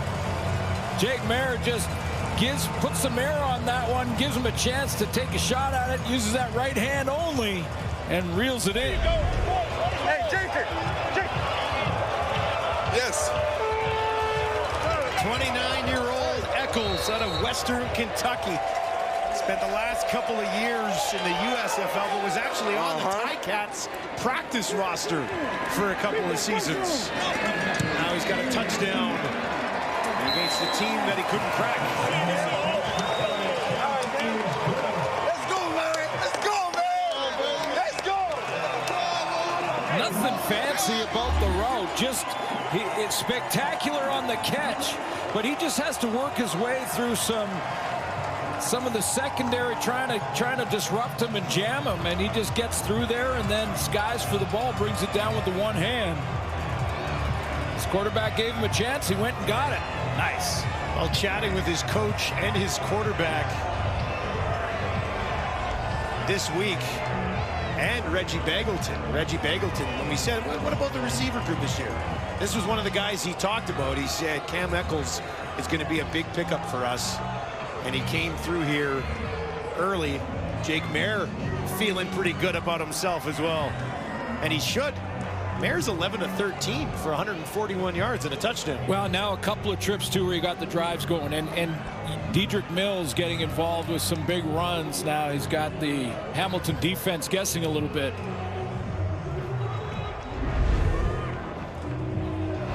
They go to review the 7-play, 70-yard drive that took just 3 minutes and 6 seconds. Well, Dedrick Mills with almost 100 yards from scrimmage in the first half has got, that plants a seed in the mind of the linebackers, and now they've got their eyes on Mills. They can't get as deep. That leaves the secondary in the one-on-ones, and Eccles goes up and gets it. I mean, he was triple, because there was 3 guys around. Yeah. And he went and got it. Another weapon for Mayer in this Calgary offense as they kick it away with just over 2 minutes to play. brought back up the far side of the field. Decent little return there from Lawrence Woods. And not bad field position for Bo Levi with still over 2 minutes to work with. Hey, look at those numbers. Could be better for Bo Levi Mitchell if he missed a couple of throws down the end zone. That one to Tim White that just went off the fingertips, and on the other opposite side a couple of drives earlier down in the red zone and didn't finish. That was Tim White as well. Back to the end zones. Yep. A couple of Tim White catches away from a much different story here in the first half. Mitchell gets this one away. It's intercepted right at midfield. Demario Houston picks up in Calgary where he left off in Winnipeg. And he picks off Bo Levi and takes it back inside the 35. What a swing late here in the first half. Yeah, it is, because there's time here for Jake Maier. I mean, this is a one where it's an open route, an open receiver, and Bo Levi Mitchell just sails the ball here. And they may have to go back and check the feet again. I mean, that curl route was there. It was the right place to throw the ball, just not the right placement.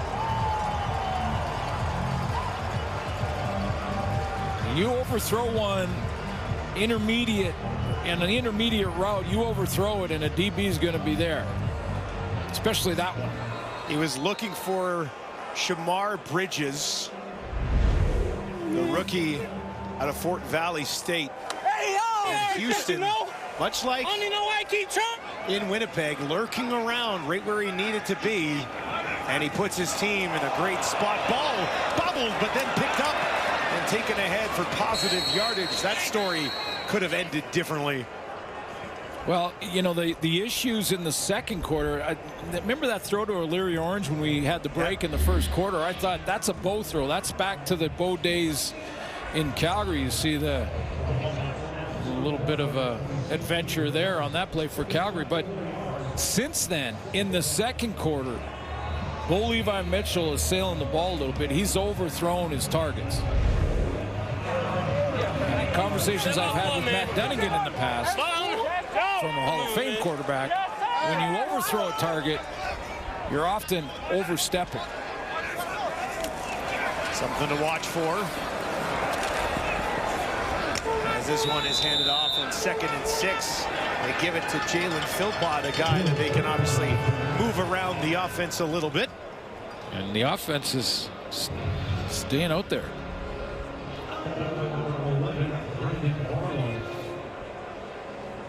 Occasionally coaches will try and just draw the defense offside and get a freebie first down here.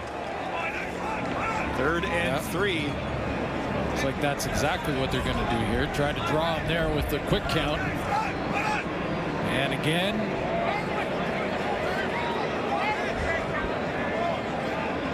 one more crack at it. And they will instead let that clock run down. Time count violation. Calgary number 12. It's a 10-yard penalty. We'll repeat 3rd down. Which now they put the field goal team out. So a plan to actually take that time count. Jake Maier wondering if should have called the timeout or just take the penalty. Puts a little more pressure on Rene Paredes, but he has been perfect today. This one will be from 43 yards. He's hit from 25, 42, and 52. This one will be into a slight breeze. See that flag flying a bit towards the camera. Paredes puts this one up, and boy, he looks good. 4 for 4 to start the season.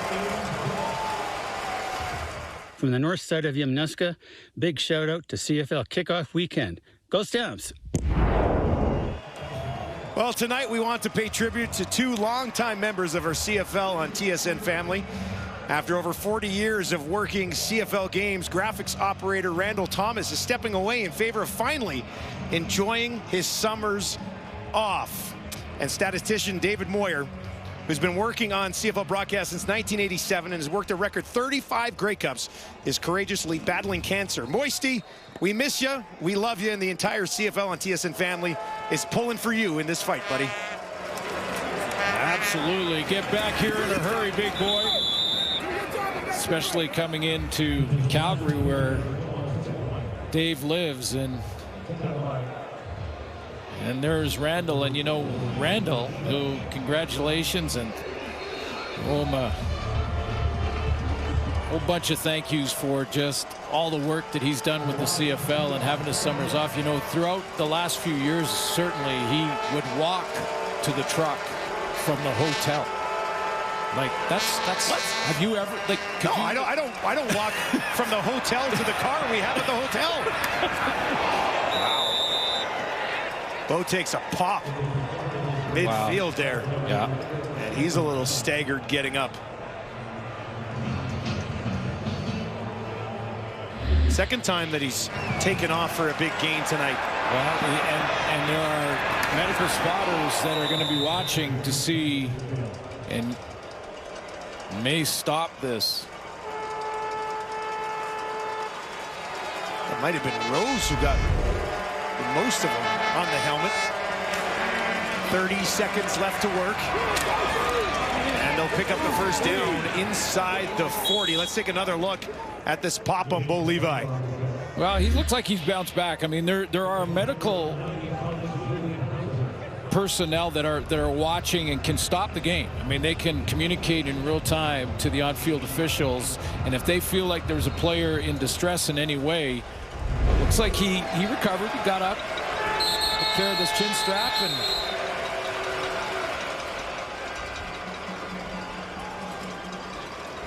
well, and now we do have the stoppage. And they are going to take, I believe he's getting the news right now, that he's going to have to come out of the game, which he is not going to like, considering how much time is left here in the quarter, and they're on this drive right now.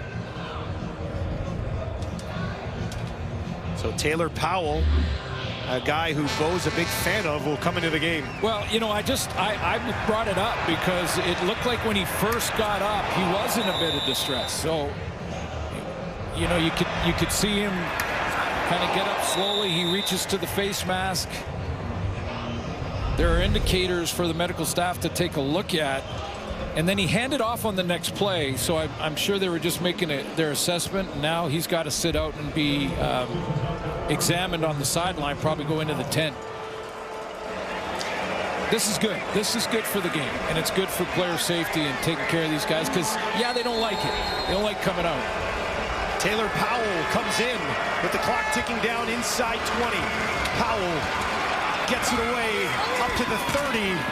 And a first down as he goes to Brandon O'Leary-Orange with 12 seconds on the clock. Well, it was a good throw without warming up for Taylor Powell, but he came into the game and he goes, okay, I'll just throw this, and then whack, he gets hit.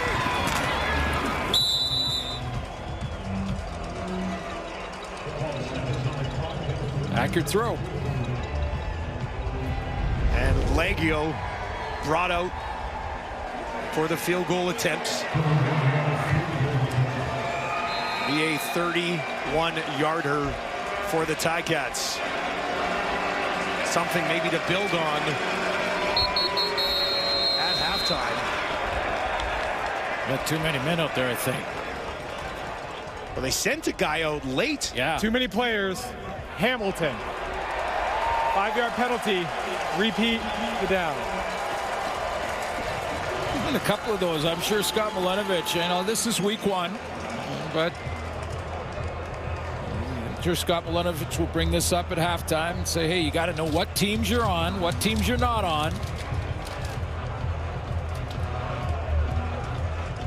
And sometimes the injuries can mess it up. Not that the Bo Levi Mitchell decision had anything to do with field goal team. Yeah.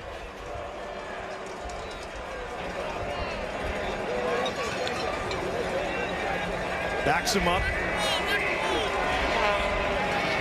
This will now be from basically 35 yards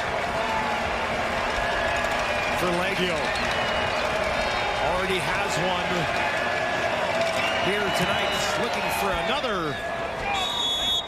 And the kickers have been outstanding on Friday Night Football. Barlow getting into it with Alway. Barlow brought in this season. Grey Cup champion back in 2022. Can you build on points? Just the 3 points? Something, yeah, right? Oh, absolutely. You get, it's a positive. It's the 2 or 3 plays here for the Hamilton offense that you can build off of more than anything. And then, points. I mean, try to get it to a 1-possession game, and then we take it into the final 3 minutes, which is the best 3 minutes in all of sports. Canadian football final 3 minutes. 60% of the games were decided in that final 3 minutes last year. Kind of exciting, isn't it? Ticats, they trail, but they had a couple of touchdowns on the fingertips of Tim White that he was not able to haul in. On the other side, Jake Mayer, 11 of 13, 141 yards, a touchdown, and a nice first half for Jake. Yeah, after the first quarter, he was actually beating Bo Levi Mitchell in passing yards, but they hadn't really put together long drives. They did in the second quarter, and then through the touchdown strike as well. Got all his receivers going, and Cam Eccles gets his first in the Canadian Football League late in the half. Jake Mayers with Britt Dort. All right, Jake, you talked about Eccles being that piece in your receiver group that you needed to add some depth. How good did it feel to get the first touchdown of the year out of the way? But did you give it to that guy? Yeah, he's competitive as hell. He works his ass off. He knows where he needs to be. For being a rookie, he's learned everything at a really high clip. So, happy for him.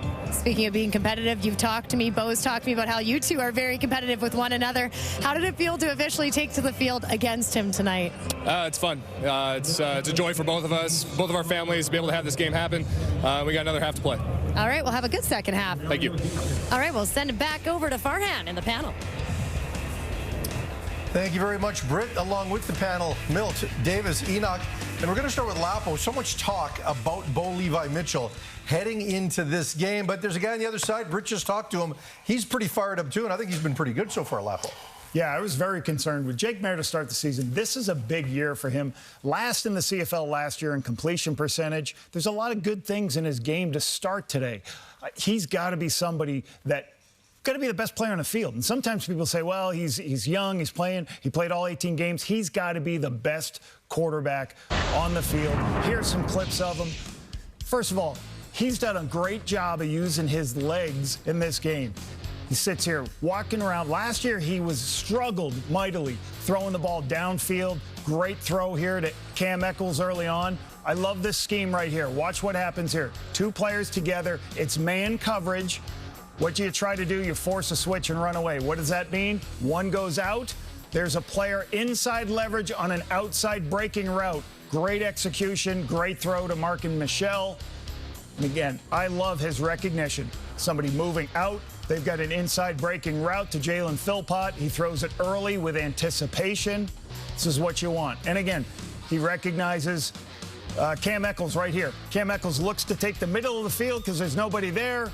Throws it up. Nice, easy throw for him. He's got to be the best player. Everyone keeps talking about, this team.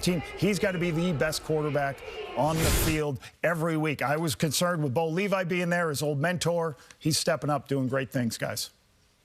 Thanks, Lapo. And as far as Bo is concerned, he had some moments. He had some high throws, had some drop balls. What do you make of his first half? He's done a little bit of everything. As you mentioned, he's made some great throws. His players have let him down a little bit. He's also made some bad throws, but Bo understands that he has to come out and just play a steady game. You talk about this first half. I know he was nervous. I know there were some nerves coming back and playing at a place where he played, 10 years, his legacy, that's where it is. And we saw some great things. We also saw some bad things. We also saw him rush for 30 yards. It would have been nice if he could have got down and slid on that last one. But this right here, this is a play that Tim White has to make. This is a play that Tim White makes 99% of the time, but he let him down a little bit. Then right here, bad throw, interception. There's a lot that goes into that. So let's hope that he comes out and he's healthy this second half. We saw him in that first half when he made that last run. He didn't slide and he got hit and they had to take him out of the game. So we'll see if he's able to come back in the second half. Yeah, that interception intended for Bridges, picked off by DeMario Houston, that's why they brought him. Not enough turnovers last year, and that's what he does. He's the ball hawk. But if you watch Bo on this play, there's 5 in for protection, and there's 5 rushes. He thinks he has this blocked up, but he's forced to get the ball out early because you look at the interior, there's the 3 inside guys. That's Colton Woodmansey, he's the left guard. There's 3 on 2, but they leave the inside rusher free. Brandon Dozier, Bo's expecting, when he sees 5 on 5, he's expecting that to get picked up and him have time to throw that curl route. The offensive line mess up the blocking, and then Bo has to get it out early. So, yes, you want to get on time. That's why, guys that have relationships versus blitz can get that done. But there, I think Bo was expected to pick that up because pre-snap, they have 5 versus 5. Guys, we're talking about the quarterbacks. One thing that actually impressed me throughout this course of this game so far has been the running game. Both running backs have come out and have performed really well so far. But I'm looking at Dedrick Mills. This is a guy who we kind of forgot about him. And remember, the guy that was the running back for the Calgary Stampeders has been Kadeem Carey for the last few years. And a guy of that caliber, when he leaves, you have to have a lot of confidence in the guy that remains. And Dedrick Mills is just that. He's a guy that I played against. When he came in to relieve Kadeem Carey, he did his job. And he's a guy, he's not a small guy, about 5'10", about 230. But he can move, he's got good feet, and of course he's strong. Also, James Butler on the other side. He's having a great game running the ball. It's just been overshadowed by the mistakes that that offense is making, but he's doing a great job. Got to keep feeding him also. Yeah. Go ahead. I was just going to say 7 carries for 63 yards for Butler on a night when we weren't sure if he was going to even play in this game. Yeah, I was just going to ask about Dedrick Mills. He's a physical back. You've obviously had to tackle him. I didn't know he's a physical runner. He's a physical back. Yeah. He's not little. He's physical, and he can move. He's shifty. He's not the fastest guy out there, but he's got good enough speed. I think he ran you over like 2 or 3 times. He definitely did run me over. You're not talking, wrong number 10. You're wrong number 10. Mills, you're getting old. You're losing your eyesight. Well, we're seeing some jitters from first game looks for Hamilton. They've had a couple of penalties and a couple of time count violations on special teams and offensively. They got to clean that one up if they want to get back into this game. Down 12 going into the half. Just 1 touchdown so far in the first half, but close to 400 yards of offense. There's been a lot to like. We'll have more to like when we come back with some straight fire. Nice job, Labo.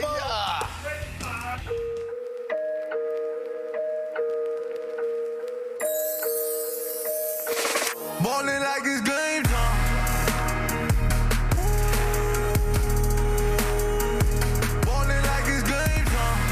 So effortless, I mix it up like a specialist. Know what it is when I reminisce. Ballin' like it's game time.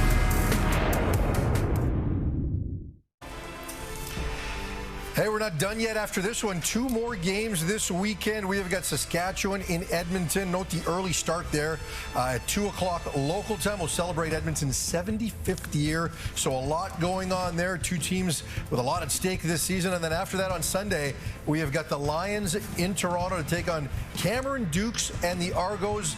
Milt's preseason Grey Cup pick, VA and the Lions. Going up. We saw Hugh Campbell yesterday, too, and he was the architect a lot of that, and didn't get a chance to mention him. We saw him in the video, so I want to give some love to the architect of a lot of those teams. There it is. The great Hugh Campbell. Absolutely. And again, his son, Rick, coaches, of course, with the BC Lions. But we want to get to a segment that was a lot of fun last year. Straight fire. We invite everybody to send in their videos. Now, this is week 1, so we're going to get most of this from preseason, but still a lot to like, even though there wasn't a lot at stake as far as these games are concerned. How about this? We saw Tyson Philpott have a big game last night. This catch in traffic in the preseason, just fabulous. Straight fire right there. Straight fire. What a great. Well, let's go to Ottawa and Devontae, dead man walking. That's what happens when this man is returning punts. And he's not only quick or fast, he's also stout. So if you're going to try to tackle him with them arms, it's not going to happen. He gave him a couple of dead legs. Into the end zone, What did he say to us on the sideline when we were there? Don't kick it to me. Don't kick it to me. Look at that. Don't do it. Dead man walking with Devontae Deadman with the punt return for the touchdown. It was straight fire. Deadman is deadly, but we got to look at my man. He's got the whole of Ontario on his back right now. Toronto, Cam Dukes. He pulls the ball back. Oh, my goodness. Look at that. Oh, and he found his receiver. I don't even know how he saw his receiver, but oh, got him. Be quiet. Look, That was impressive. Touchdown, Cam. Straight fire. Hey, more of that. That's a tough play. He's a tough guy. Don't call him Cam. Don't call him Daisy Dukes. Here we go. Saskatchewan. Cody Fajardo. No, it's not Cody Fajardo, goddamn. That's Trevor Harris.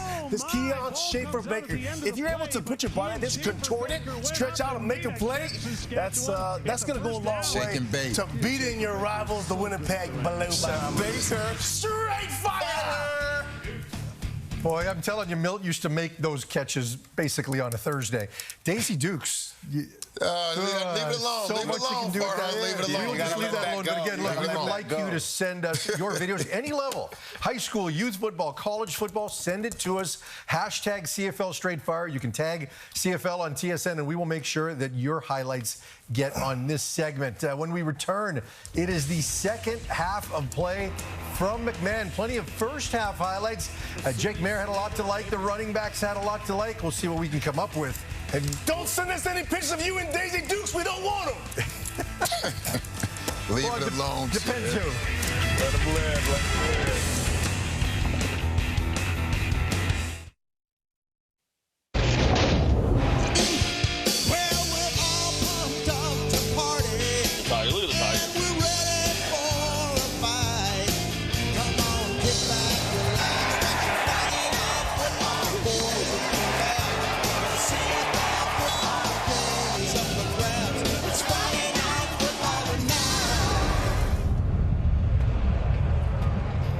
That gets you fired up, doesn't it? Gets me fired up. Friday Night Football back for another season here in Calgary. Stampeders lead 19-7. Ticats 93 rushing yards in that first half, 63 of them from James Butler. He's with Art Brittdorf.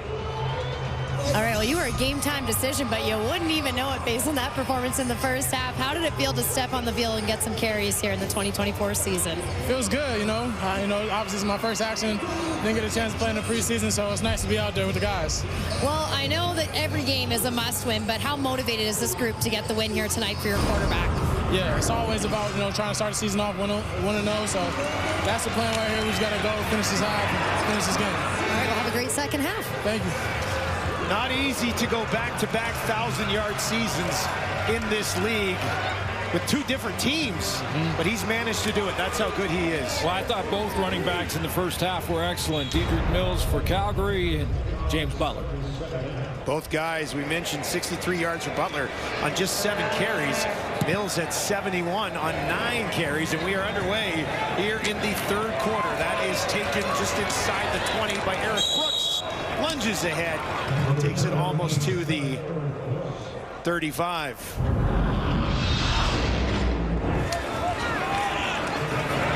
Here's Dedrick Mills, who we were just talking about as well. Some hard yards there from Mills. Yeah, and we talked about him platooning last year with Kadeem Carey, and now it's his job this year in Calgary. Last year, though, even though he was playing sort of half the time, 3 weeks he led the league in rushing. So, they knew what they had. They had a good first half. Jake Mayer, 11 of 13, near side, wide open, has a completion as he goes to Clark Barnes. That's a team-leading 4th catch of the game for Clark Barnes, who had just 25 catches last year, missed some time due to injury. Former 3rd-round pick back in 21. 24th overall out of Guelph, and yeah, they're expecting big things out of him too. Mentioned his injuries last year that kind of slowed him down, but just 23 years old. Yeah, oh yeah. So lots of time, even after an injury-plagued season just a year ago. 2nd and 4. Right up the middle, a first down for Calgary. Dedrick Mills again, and he is moving his way up. Feels like 100 yards is in the cards here for Mills. Well, Dustin, you know that your running game is working, and I think both these teams here tonight can feel that way when you go in the Canadian Football League on 2nd and 4 and you run the ball. I mean, not many coaches do that, but you know you have confidence in your game and it's going well.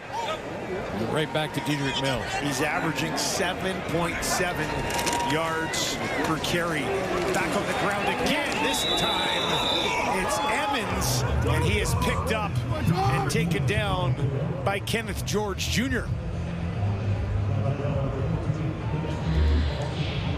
Yeah, Kenneth George, he basically, there's Emmons that's going to get the ball this time, but he was a tackler at that halfback spot. He came up and run support a bunch last year with almost 50 tackles from the secondary. That's a good one. That's a good form tackle.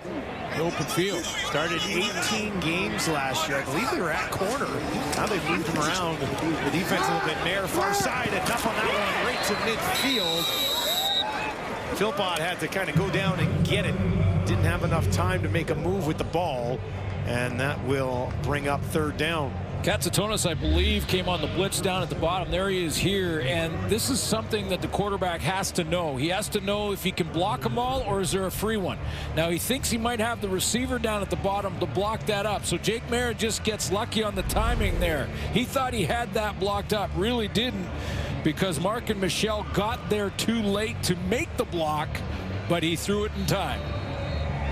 That's how close it is sometimes. That split second between letting it go and hanging on, taking a sack.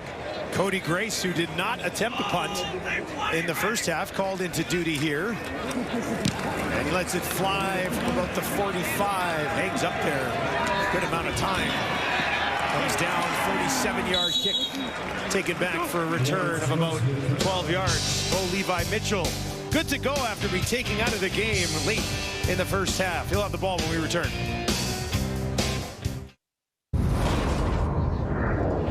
Well, up and down first half for Bo Levi Mitchell. Looked pretty good early on. A couple of really nice, accurate throws. One to O'Leary Orange over the middle, but then in the second quarter, missed a couple of open targets, including Tim White twice. That was the big hit he took. Now, after another play, he was taken off by the medical spotter and is back starting the second half. So they went through an assessment, made sure that he was good to go. 19 is back leading the Hamilton offense. Well, look at his first half numbers. Mitchell with time this time. Out into the flats. Decent move from James Tuck. Tuck trying to push it ahead. He's going to be stopped shy of the 30, but leaves them in a second and very manageable situation. Put that big right foot in the ground. He just, watch him just stop that foot, boom, and then back inside. Tuck, 5th CFL team. Montreal, Toronto, Edmonton, Saskatchewan. Montreal twice, actually. Always have to talk nicely about the fullbacks. Because the other guy you work with. I was going to say, yeah. I don't need that heat. 2nd and 3. He'll hand it off, trying to push it ahead. Bringing a tackler with him is James Butler. And they're going to give him the first down. Yeah, that is saying something. You know, I reminded James Butler when he was talking to Britt there at halftime and saying that he didn't play in the preseason. So, you know, it is quite remarkable. Again, question mark coming in if he was going to play tonight. But to have the timing and put together that first half, it sends something. 3rd tackle of the game for Alway. Back to Butler again, and he finds a hole. James Butler breaks a big one. Takes it up to midfield. Finally knocked down at the 50. Roberson was there to finish him off. But James Butler with the biggest play of the ball game on the ground. 30-yard scamper for Butler. Puts him at 96 on the game. So here we go, fullback. I hope Dwayne Ford's watching this one because it's going to be the key block from the fullback Tuck that springs James Butler on that cutback lane. He had to take that outside player first. Nice block there and big run from Butler. The Calgary 49 back to Butler again, and how about this? Another first down, and that puts him over 100 yards here in the first 2 quarters and a little bit of the season.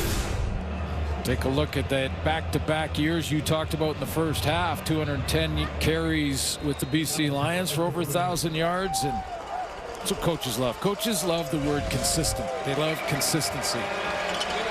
Well, they love excellence and consistency. Especially don't be consistent. Don't be consistently bad. They don't love that. Right back to him again. This time, though, wrapped up and taken down. He's also heavily involved, at least he was last year, in the passing game. He had 61 catches last season, targeted 78 times as the running back for this club. So no shortage of touches, and well on his way to another 1,000-yard season with 110 already banked here tonight.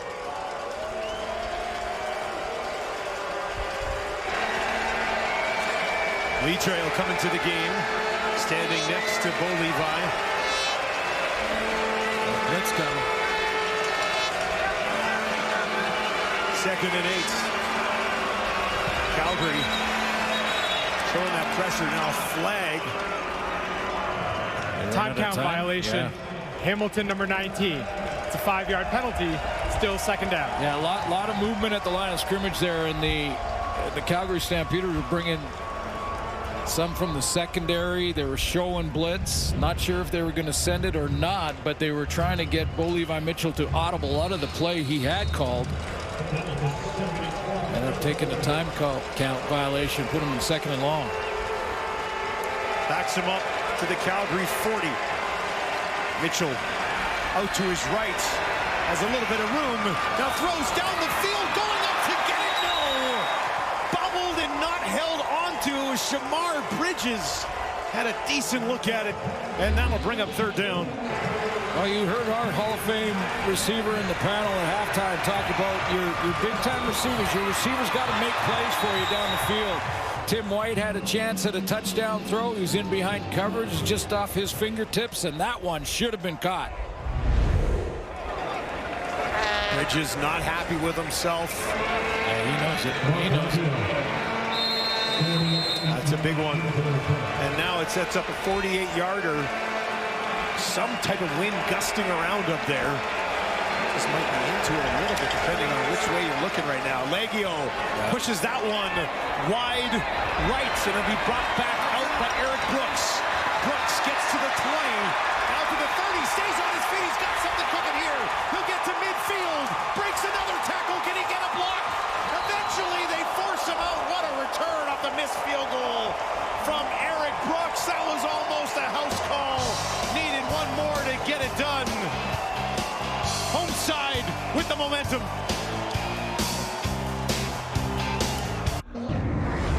Well, in order to block on field goal teams, you've got to put some offensive linemen out there, and that means that if you miss the field goal, offensive linemen are trying to make that tackle. Woodmansey can't do it, but watch the move here in the open field. Nice cut inside and bounce it back to the sideline, and Eric Brooks, fresh out of college at Fresno State.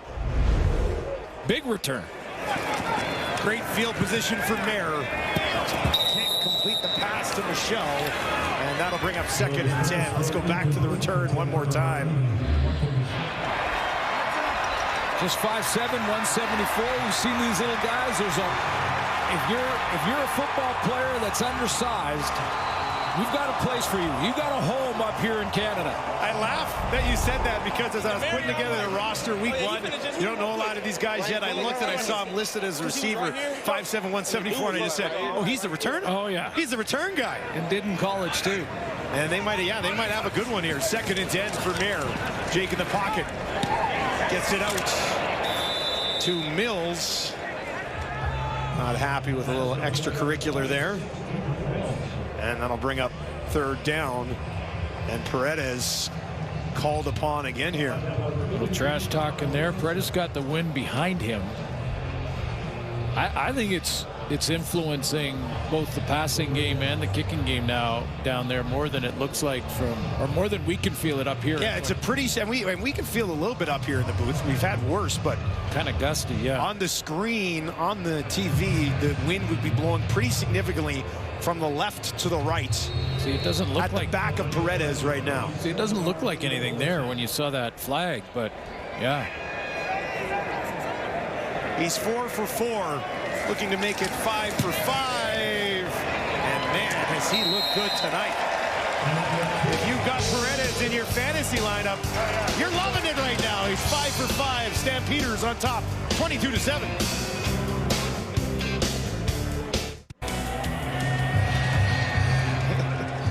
There's no crying in football. His team's winning. Doesn't even understand the score yet, does he? It's past his bedtime, let's be honest. Yeah, that's it. Past mine, too. Here's Mitchell. Gets it away. Just in the nick of time. And he goes right back to Shamar Bridges, who dropped that big last one. And he's able to haul this one in. Yeah, by design. You know, that's it. That's exactly what he did, and he did it by design, because especially with a young receiver, you don't want to lose him. You're going to need him as the game goes on. So go right back to him, give him some confidence, a little hitch pass there. This high percentage throw, and get that last one out of his mind. Mario Houston with the tackle. 2nd and 4 after the pickup of 6. Mitchell wanted to go deep. Now he's going to go right over the middle, and that one caught by O'Leary Orange. And down to the 50 for the first down. Looks like O'Leary Orange will have a bigger role here than he had in Winnipeg. You get a nice throw and catch over the middle. I love how Mitchell looks off this throw, because O'Leary Orange did have a defender close to him, but watch how he gets on the open field. Now he's looking it off to his left and then just comes right back to it over the middle. Strong hands there from O'Leary Orange. Mitchell drops, looking for Keandre Smith. Thought about running before he had it locked in. Incomplete. Kind of taking their turns, aren't they?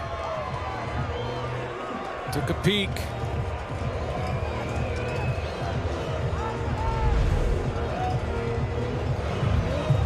Bridges, Smith, Tim White. Tim White was targeted 5 times in the first half, only caught 1.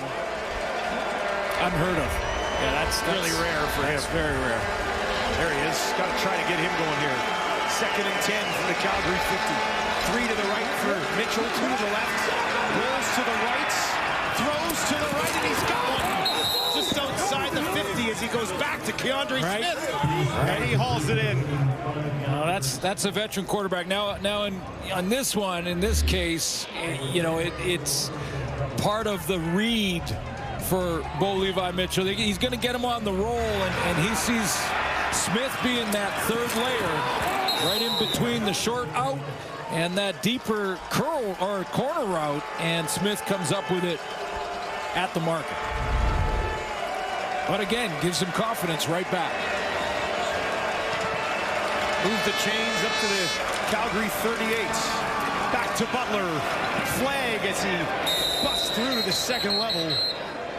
This is going to come back on a hold, I believe. Well, Mike Rose was getting up off the ground, so it looked like he got tackled. Holding. Hamilton, number 53. It's a 10-yard penalty. Still first down. Brendan Bordner. First-year man out of Florida Atlantic. He knows it.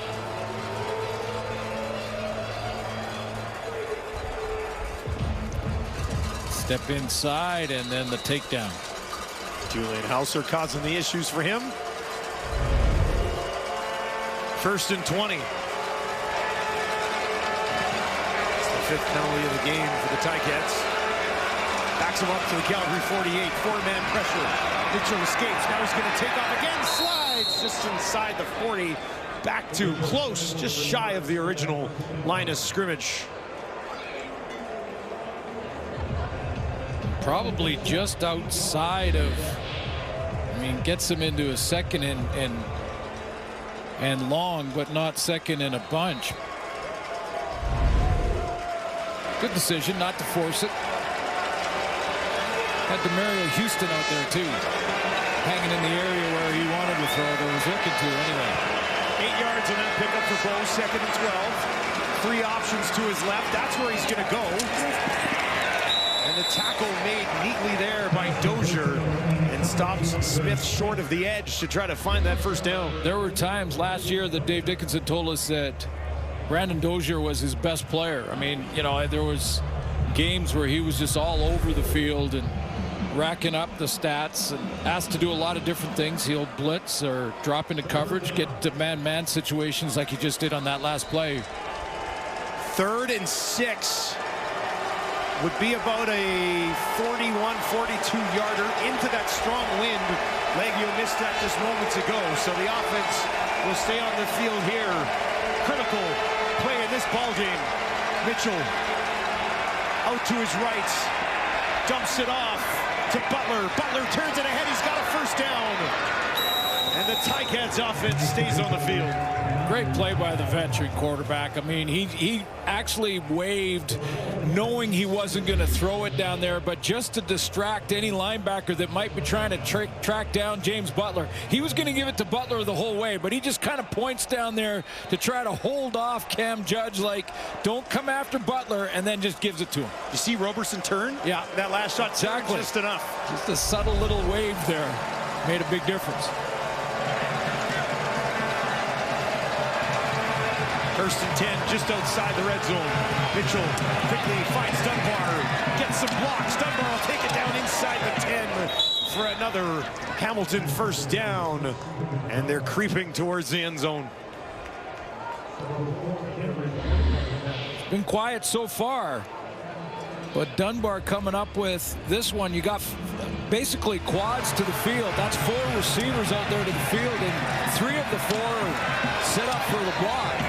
They put James Butler out the other side, so they could have kind of run the screenplay either way. One to Butler going right or to Dunbar on the left side of the formation. 1st and goal from the Calgary 9.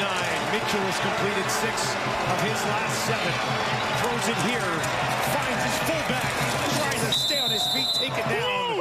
Just inside the 5 is where they'll mark him down. He was looking for his first career touchdown. Was Tuck. Calgary defense kind of ran him out of bounds there, ran him out of room, which is saying something on a 65-yard wide field.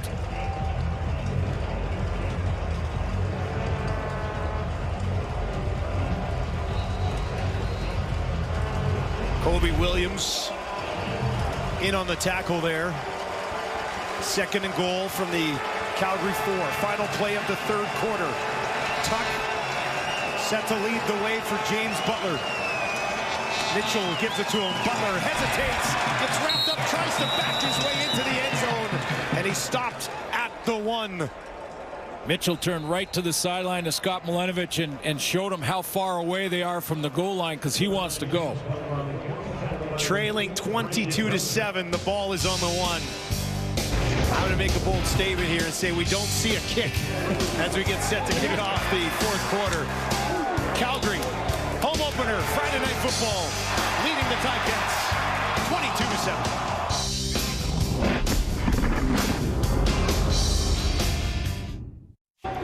Great 4th quarter coming up here in Calgary. The Stampeders lead the Ticats 22-7. Hamilton trying to change that here right away, though. I love that in week 1 of the season you went way out on the ledge and said with the Stamps up 22-7 and the Ticats on the 1-yard line, we're not going to see the field goal team. I don't want to say, I'm not going to say I can predict the future, but I'm either learning the game or I'm really good at stating the obvious. No, what happens here? You're bang on right. James Butler's got 100. Dietrich Mills is closing in on 100. And, yeah, this score here and a major for the Ticats makes it interesting. That is what they will look to do here.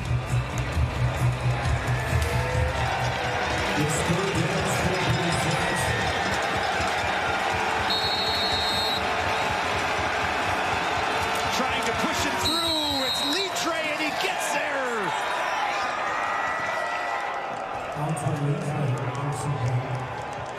How about that?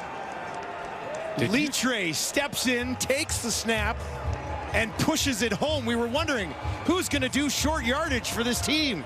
And how about that? A 13-play, 70-yard drive finished off by Ante Litre. Well, they bring in the backup quarterback in Taylor Powell, and then they move him out in the formation and leave Litre to get the direct snap. But I didn't see a signal from the official. They must have shown touchdown and then very quickly. But Hamilton was celebrating immediately, and Litre former Stampeder. Well, what a moment for a guy who played here for a number of years, from 2017 to 2021. That's his 7th career touchdown. And a big one for the Ticats. They now trail by just 8. Well, a huge drive, too, and the accurate throws from Bo Levi Mitchell. A little bit of James Butler. The drive went 6 minutes and 18 seconds. Bo gets on the run. And remember, throughout this drive and throughout this series, going back to the series before, he had a couple of receivers that were maybe facing self-doubt a little bit. A couple of drops. He went right back to him, got him back involved. Gets Dunbar involved, who'd been quiet all evening, and he goes 7 for 8 on the drive, 13 plays, 70 yards, and this is how it ends. Touchdown. One possession game, just like that. The Calgary Stampeders last year started 1-3. Then at one point they were 2-5. Then at one point they were 3-8, trying to get off to a better start this season, leading 22-14 at home. We'll see what they can do when they get this ball back. Brooks takes it at the 15, back to the 30, spins at the 45, and almost all the way back to the 50. Another excellent return from the first-year player out of Fresno State. Found another returner. Love it. If you want to return kicks, this is the league to be in, undoubtedly. Well, pretty much every team has one, and you just never know. I mean, they can break it at any time. There's so much room out there. Remember, 20-yard end zone, so missed field goals, tons of chances to take them back. Mayer finds Eccles. Eccles makes one man miss and wisely steps out of bounds. That ball now onto the Ticats side of the field. Just such a lift when you get that return almost to midfield for the offense coming out. They just feel that much more comfortable than starting from deep in their own end and seeing 75 yards of real estate ahead of them.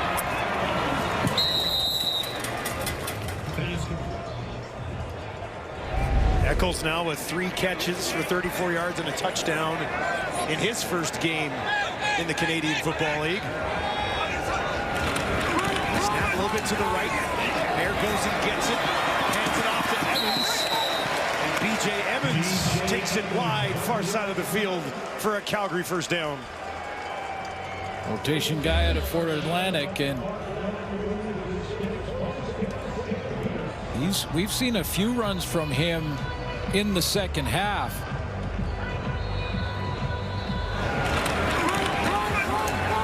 Get Brett to check in on Dedrick Mills just to see if he's okay. He's standing down. I took a peek as soon as you mentioned that. He's standing right at the 50. Looks like he'd be ready to go. A little bit of run here to B.J. Evans. The 46, Mayer with a little bit of pressure, gets it away. Bagleton, his best catch of the game, as he goes up and gets it. First down, Calgary. Safety low. Bagel knows it, goes right to the middle.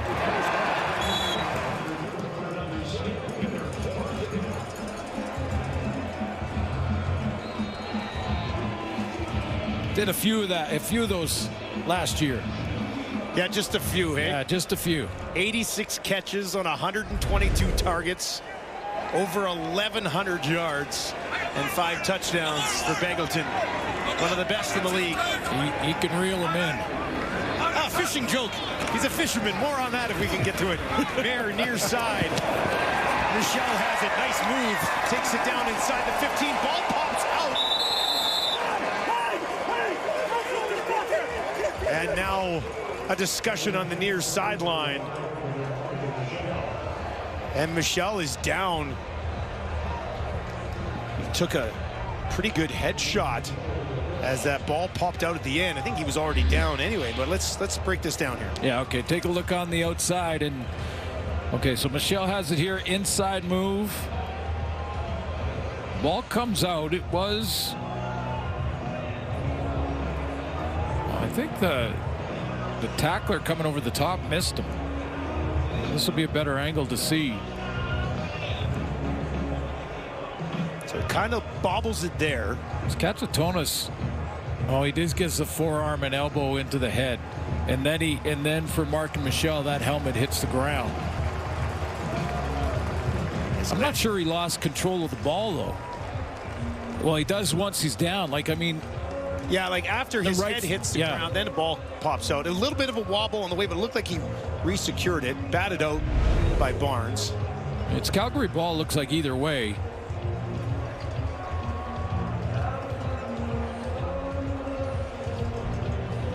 Thought Katsatonis missed him when he came over the top like that, but he did get him with the elbow.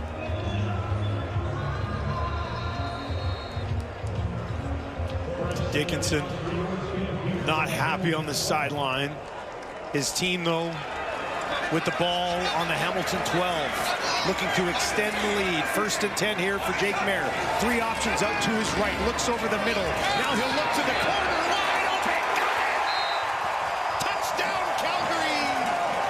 Clark Barnes pulls it in. Stampeders go on top, 28-14.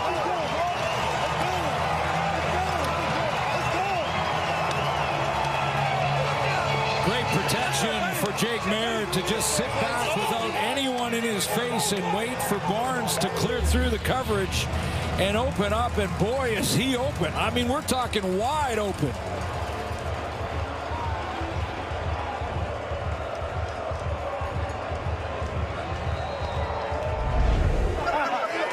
Let's go, man. Let's go, man. Team leading 4th catch of the ball game.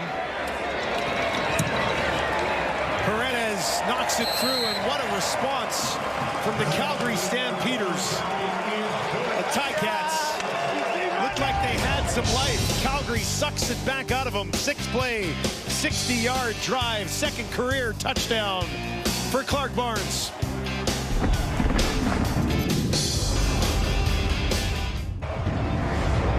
It's been a quiet night for Jalen Philpott, but he'll be the decoy here. There's Barnes in the 2nd arrow. Now watch Philpott draw the coverage. Kenneth George is going to be in the inside quarter here, and he gets pulled up. There's Philpott, and George is going to step up. Now he's got to be back here in the 4 deep zone. 1, 2, 3, 4, and that's exactly where Barnes goes. Now Barnes goes into that vacated zone and is wide open. 2nd touchdown pass of the game for Jake Mayer, who's 18 of 21 for 209 yards and a couple of majors. Lawrence Wood just outside the 35 before he is stopped on the return. Mayer only had 15 passing yards in the 3rd quarter, but put together 53 on that drive. Yeah, but you know, when you look at Calgary last year, winning 6 games, 6-12, made the playoffs as we talked about, but obviously they want to prove on a 6-win season. That was missing. The opposition would be in here. They'd score a major. It looked like momentum was shifting, and the Calgary Stampeders just couldn't find a way to come back and answer. They answered tonight so far. Well, Levi Mitchell gets the ball back. Immediately throws a strike to Dunbar up to midfield. And now it's Hamilton's turn to march back down and find an answer. We'll start with a real accurate deep out throw.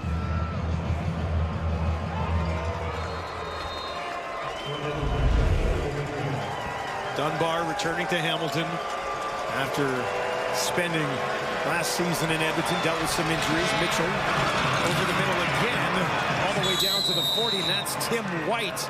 Just his 3rd catch of the ball game, only has 7 yards up until that one. In that slot back position, right on the hash mark, trying to make it look like he's going to go deep down that seam and then curl up in front of the safety Bentley Sanders. And Cam Judge trying to get there from the linebacking core. Bentley Sanders, a rookie out of the University of Nevada. And his first career start at safety here for Calgary.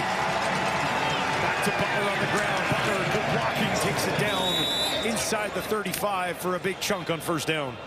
Yeah, they really, you're right when you mentioned that they got to get Tim White going. That catch maybe will be the answer to getting that and making that happen, because we talked about James Butler and his consistency, one in BC, one in Hamilton, rushing the ball. The same thing for Tim White, and that 1269 is in red because led all Canadian receivers. On 19 fewer catches than the year before.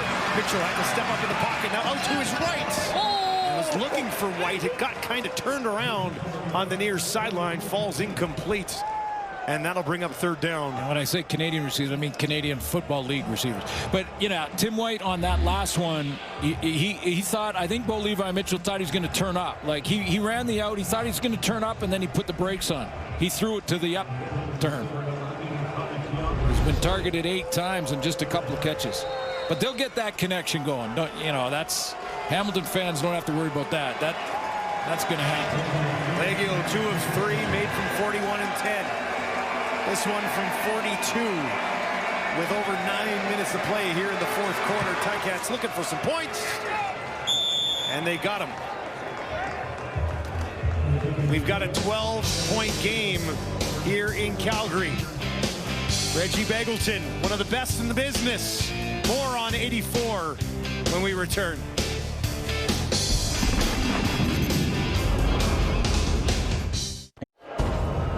Reggie Begelton, a 2-time All-Star, has caught a pass in 53 straight games. Training in the offseason, but that's not all he did. Let's send it down to Britt Dort for more. Yeah, one of the busiest guys in the offseason, and that included actually a trip with World Vision and some guys from across the league, including Tim White, who's on the field as well tonight on the other side of the ball. They went down to the Philippines, and they got immersed in the culture there. Said it was an unreal experience. He told me, Britt, I came back a completely changed person, life-altering. They did a little bit of fishing. They did a little bit of broom making, played some games with the kids who taught them some of the native Filipino games. I'm sure they taught them the ropes of the CFL as well, but he did say, I recommend to anybody, if you can have the opportunity to go do this, especially if you're in your early 20s, go down. It's life-altering, and you will come back a different person. Now, it wasn't all he did, too, which is a cool trip and way to go. Again, guys, giving back. But we found out that Begelton loves fishing. Now, I think he's got some walleye. Whoa, nice. He set that hook on that one. I'm not sure if that's a walleye or is that a pickerel or whatever that is, but how about that? Reeling them in. Reeling them in, baby. You're going to hate me for this, but I've never caught a fish. Oh, well, come on. My entire life. I'll take you out on team time. They look slimy to me. Here's Mayer out to his right, and that one thrown away on the far side of the field. Yeah, I'll have to take you out on the team time vessel. Use a rod, or do I try to catch one with my hands? How does that? No, we're not going to. You're not catching them with your hands. Be salmon fishing in Vancouver. A little bit different than I guess. Downriggers. Yeah, drop it down and 60, 80 feet.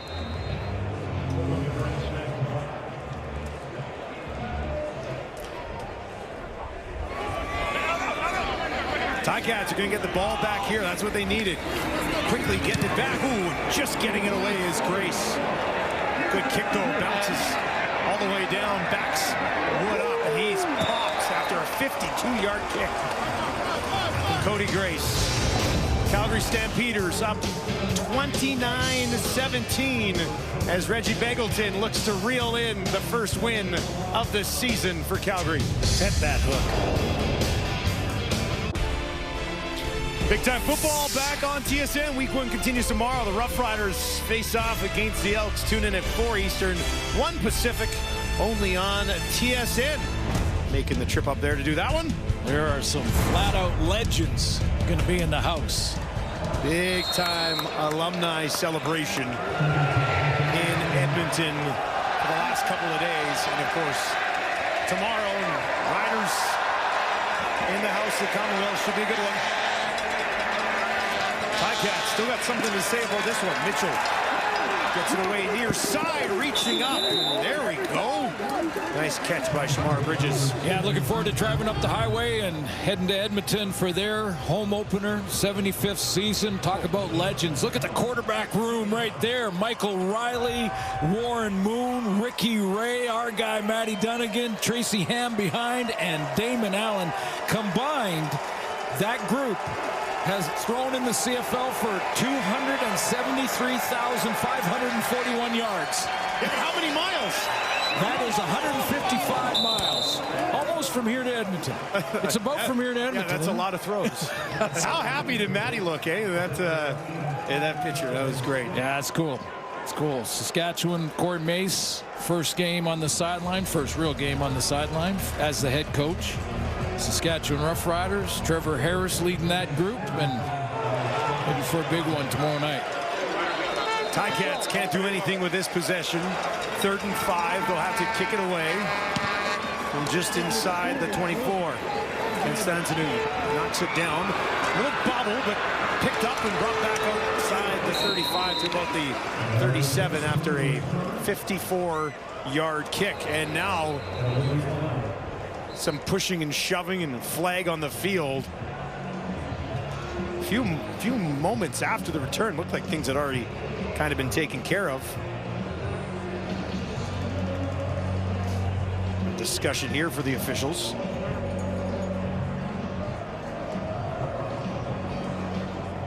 Bailey Devine After Scott, the play, one of them. 15-yard misconduct. Calgary number 21. 15-yard penalty. First down, Calgary. Mark Killam, the special teams coordinator and assistant head coach, went over to chat with them. We'll see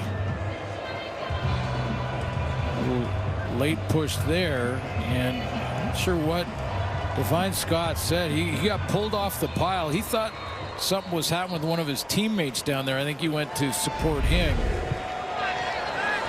But not defending it either way. He can't do it after the whistle. Backs him up. Calgary 23, Jake Mayer trying to seal this victory away. Mayer, another completion to Barnes. Barnes has a first down, tracked down and taken down by Mark Milton, but not after a big pickup. Team leading 6th catch of the game. Yeah, I was going to say, this is a great start to the 24 campaign for Clark Barnes out of Guelph. Deep or shallow crossing road. Had to go all the way across the formation. It's tough to cover that when you're in man, and Wilson has to track him down from one side to the other. Ray Wilson playing that Sam linebacker spot, inside receiver in Clark Barnes. They get matched up, and that's tough because you're in a trail position trying to catch up.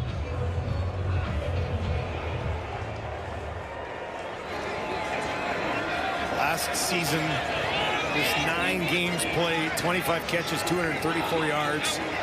Touchdown. Handle some kick return duties for the team as well, so you know he's got that speed and that burst. Back to Mills on first down, short pickup here.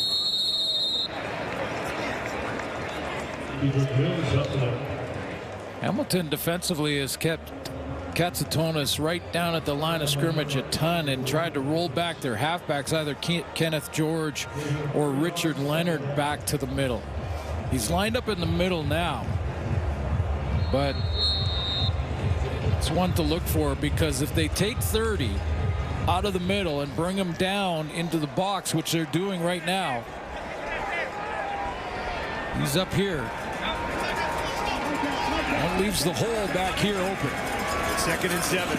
Bear gets it away just in time. Near side, that's caught. Bengleton forced out of bounds, but not before he reels in another one and picks up the first down.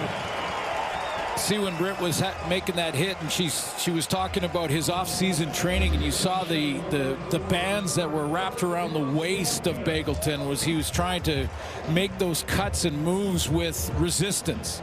And that's why you do that kind of training, because Bengleton comes out, he gets that push on the outside, and that resistance, he fights it off, spins out of it, picks up an extra 6 yards. Calgary last season averaged just shy of 23 points per game, closing in on 30 here in the home opener. Mills trying to find some room, sneaks through enough. Emmons back in the game. They're working Emmons in quite a bit here in the second half. Yeah, and actually playing both that time because Dietrich Mills was out there as well, but he came out of the backfield and ended up lining up at the line of scrimmage almost like a receiver. And the reason that Calgary would do that is that if you take Mills out of there and a linebacker goes with him, you're in man-to-man. If you take Mills out of there and a linebacker stays, then it's a zone look. It gives Jake Mayer a pre-snap read. Mills stands in next to Mayer here. Second and manageable for the Stampeders. They need 5 more. Just a 3-man pressure. Mayer far side. Good throw over there for Tucker. And he hauls it in for a fresh set of downs.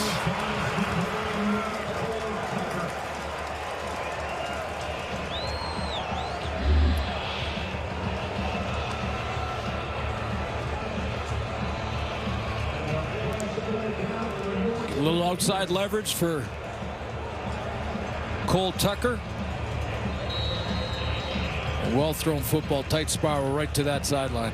8th different player to catch a pass from Mayer tonight. Good early season chemistry for the Stampeders.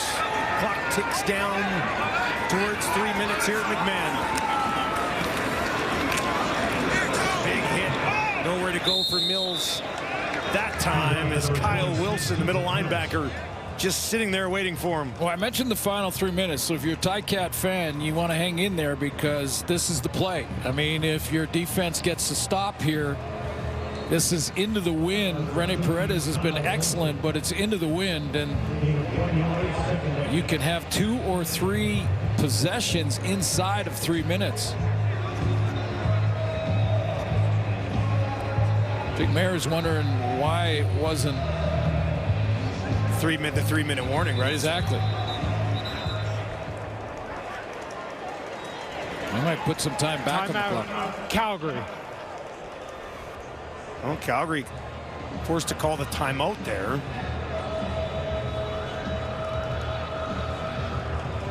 We were kind of wondering the same thing, weren't we?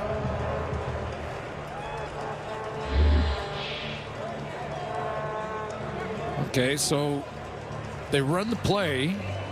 This is the 3-minute warning.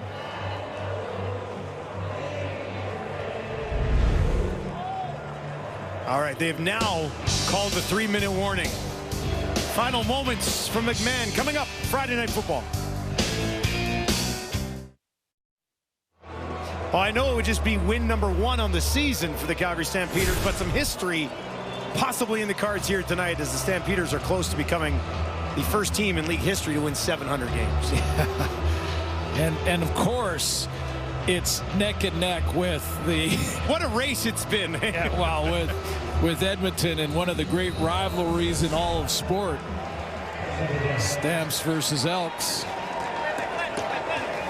They put a few seconds back on the clock, resetting it to 2:42. 2nd and 9 Calgary from the Hamilton 36. They'll hand it off again. And Mills with a good hard run gets pulled forward. And it makes it a 3rd down and about 1.5 yards. Well, they'll bring Paredes out here, but that little time, I won't say it's a mistake, but it wasn't very smooth. And there's a 3-minute warning, and plays that hurts Hamilton Tiger Cats. They lost a few seconds there. So we're gonna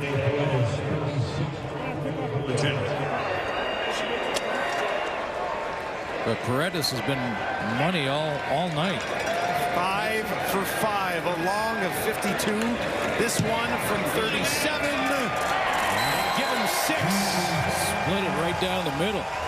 Perfect night for Paredes. These were the numbers coming into the game tonight. Great battle among these legendary kickers. And he's gone 6 for 6 this evening. Sean White still playing with the BC Lions. See him to wrap up week 1 in Toronto. Well, the offense has moved the ball well from Calgary, and they have to settle for a few field goals, but they got a couple touchdowns as well this evening, and really have to like the offensive output, I think, from the Stampeders. Well, you know, I think at times last year we saw that, but what we didn't see last year was, again, that response when the opponent did something well, or that they made a mistake. The response wasn't there. The next play, the next series, the next drive. When Bo Levi Mitchell went down the field and scored, Jake Mayer had an answer for it, came all the way back, had the major, and that pretty much was the difference here tonight. You know, that answer.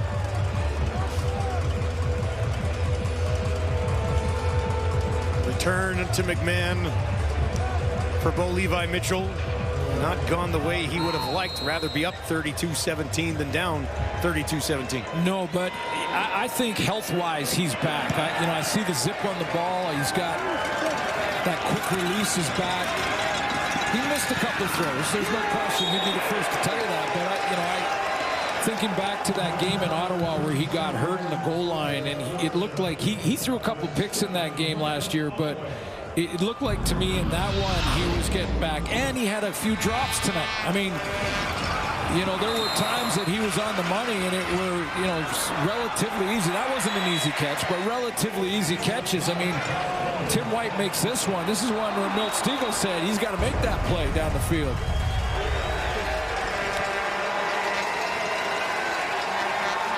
Far side. And that going up to get it is Shamar Bridges. So that's the good news for Hamilton. I think Bo Levi Mitchell's health is there. You know, he's had a shoulder issue with his throwing arm, and I think he's got that zip in the ball now, back to where he had it before all those injury issues. 8-yard pickup for Bridges, who's been targeted 9 times, a team high.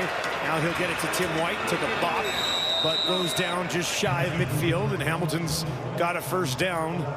The clock sitting at 1:54. Yeah, and that combination is going to get on track. I mean, it started to as this fourth quarter has rolled on between he and Tim White. They missed early, but that'll get on track in a hurry. He's looked for him. He also now has 9 targets in this game. Mitchell quickly underneath, back to White again, and White picks his way ahead for a Hamilton first down, and they are marching. A quick score here, still some time on the clock. Well, Calgary is playing off now. They don't want Bo Levi Mitchell to throw it in behind them, so they're going to force him to throw underneath, rally to make the tackle, and watch the seconds on the clock run down. They do. The dip underneath 90 seconds. Mitchell waits over the middle. Bridges goes up and gets it.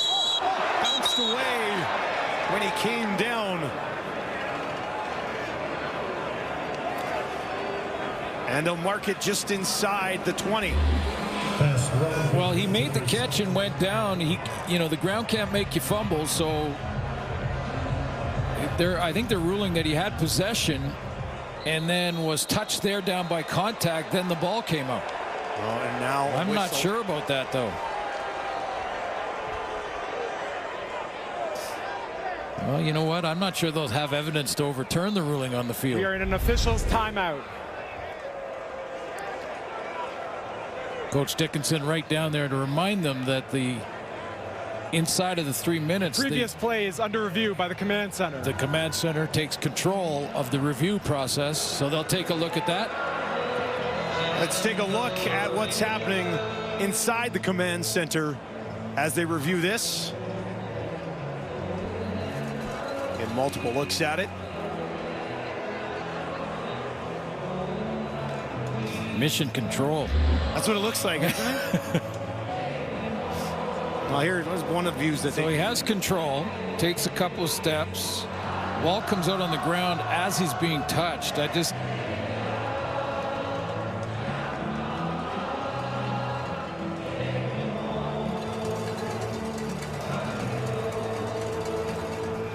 So they need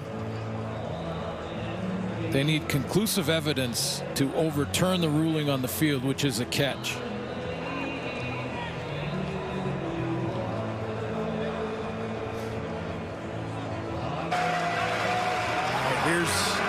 Here's a look at it full speed.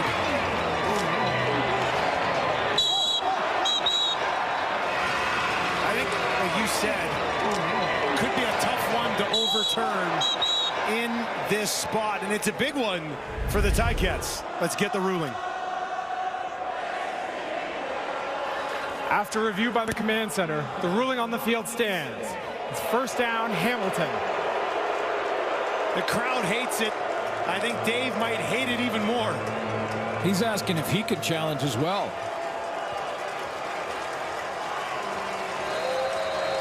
First and 10 from the 19 for Hamilton. Knocking on the door here, trying to make a game out of it. Mitchell escapes the pocket. On the run, dumps it off down near the end zone. Lunging through, they got it. Touchdown, Hamilton. Keandre Smith gets it done.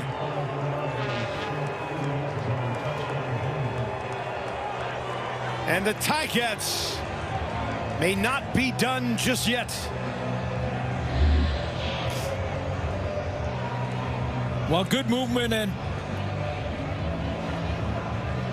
buying some time for Bo Levi Mitchell to get outside, and then, you know, risky throw to throw back against the grain, but he's done this a few times in his career. Again, athletically looking good, and the injuries behind him.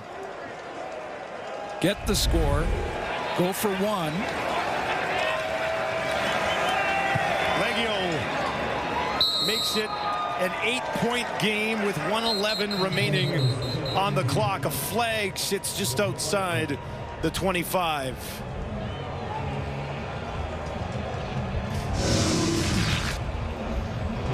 Five-play drive, 72 yards, and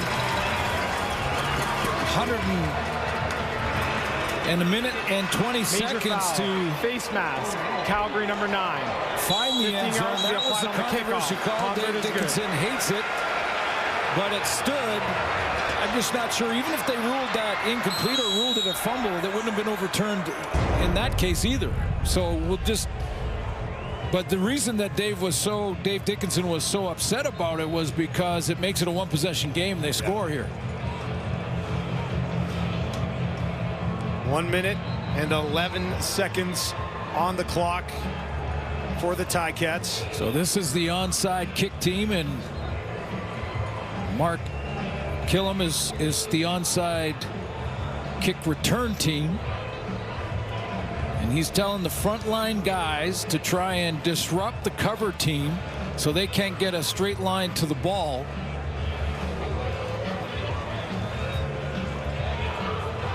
Well, a Hamilton recovery here would make things very interesting to kick off Friday Night Football here on TSN.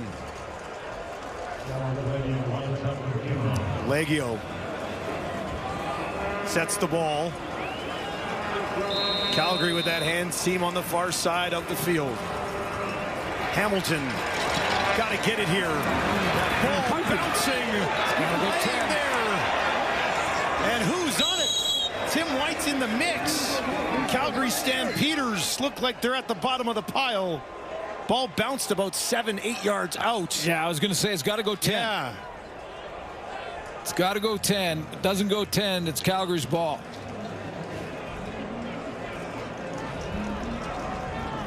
Calgary Stampeders get the ball at midfield, we think.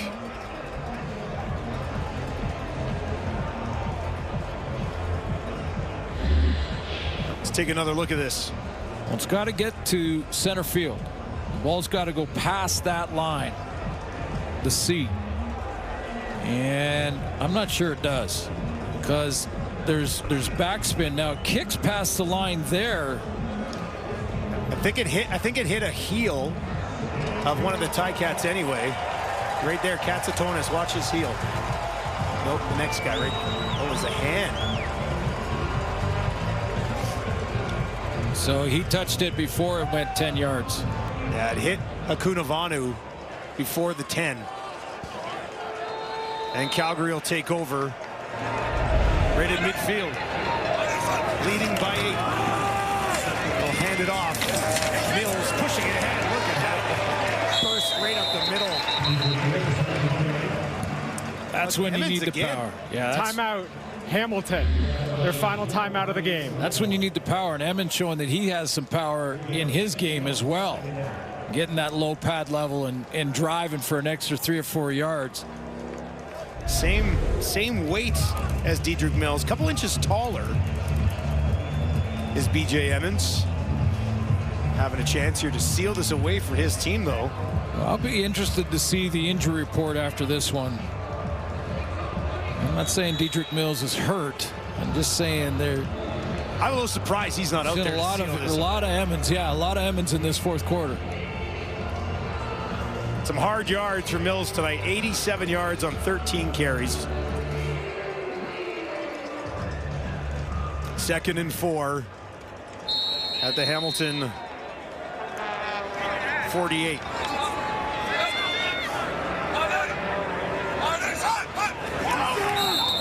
Early movement flags. Multiple flags. Almost everyone that could have been thrown there. Procedure. Calgary number 60. That's a big one. 5-yard penalty. Repeat the down. Stops the clock as well. So penalty stops the clock. Puts Jake Mayer in second and just inside of 10 yards. 2nd and 9.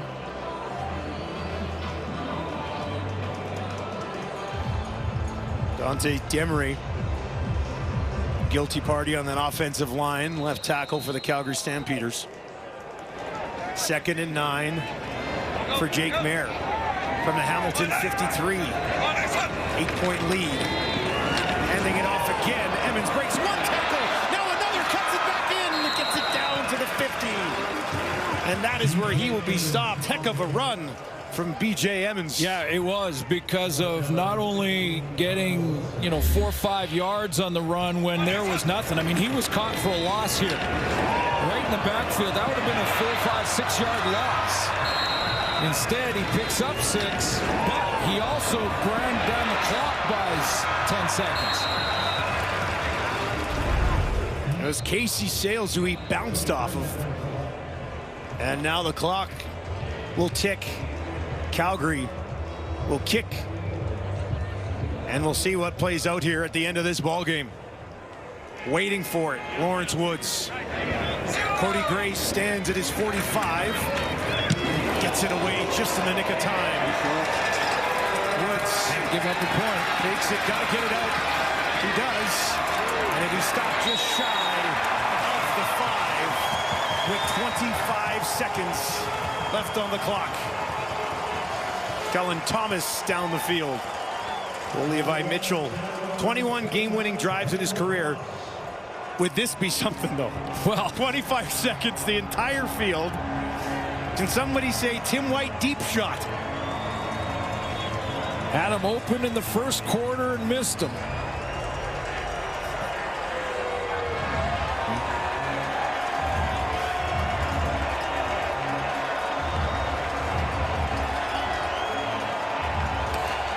Disruption on the field. We won't show it, but he's just in his underwear and he's got pretty good speed. We won't show it, and you really don't want to see it. I'm looking away.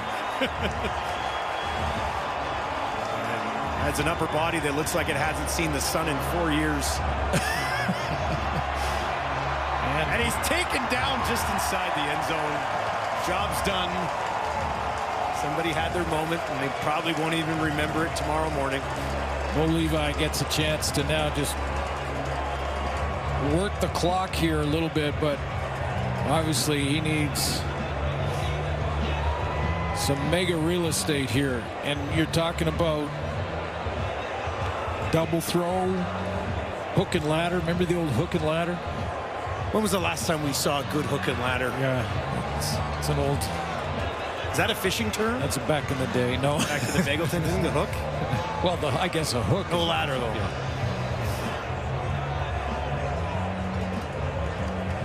They continue to get this taken care of. A good laugh from some of the players on the field.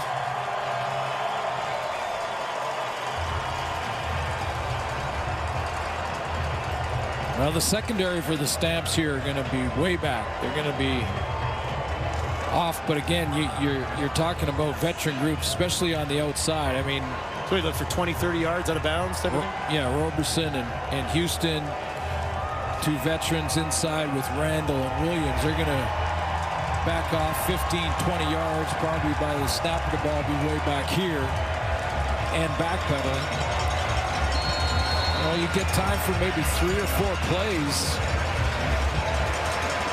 Bo Levi's got 186 yards passing in the second half. Needs a good chunk here with the clock sitting at 25 seconds. Takes the snap in his own end zone. Calgary's going to bring some pressure. Goes underneath O'Leary. Orange hammered down at the 15 by Alway with 18 seconds on the clock. Interesting call defensively because they did bring pressure and they brought it from the secondary. Kobe Williams goes on a halfback blitz that forced a quick throw and a tackle without going out of bounds. Aggressive play call. Clock ticks inside 15. Final moments here at McMahon. Bo Levi needing a miracle in his return to Calgary. Goes over the middle, and that is caught down just outside the 30. Clock sits at 0 as he found Shamar Bridges down the field. Well, they're just going to check with the command center to check the clock to make sure to see if this game is over. It could be.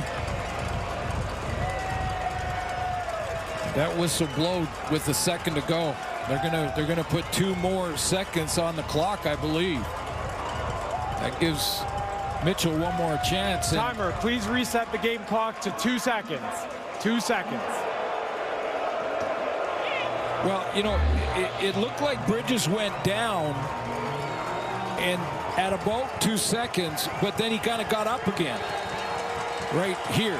But they're ruling that he was down first by contact with Dozier touching him.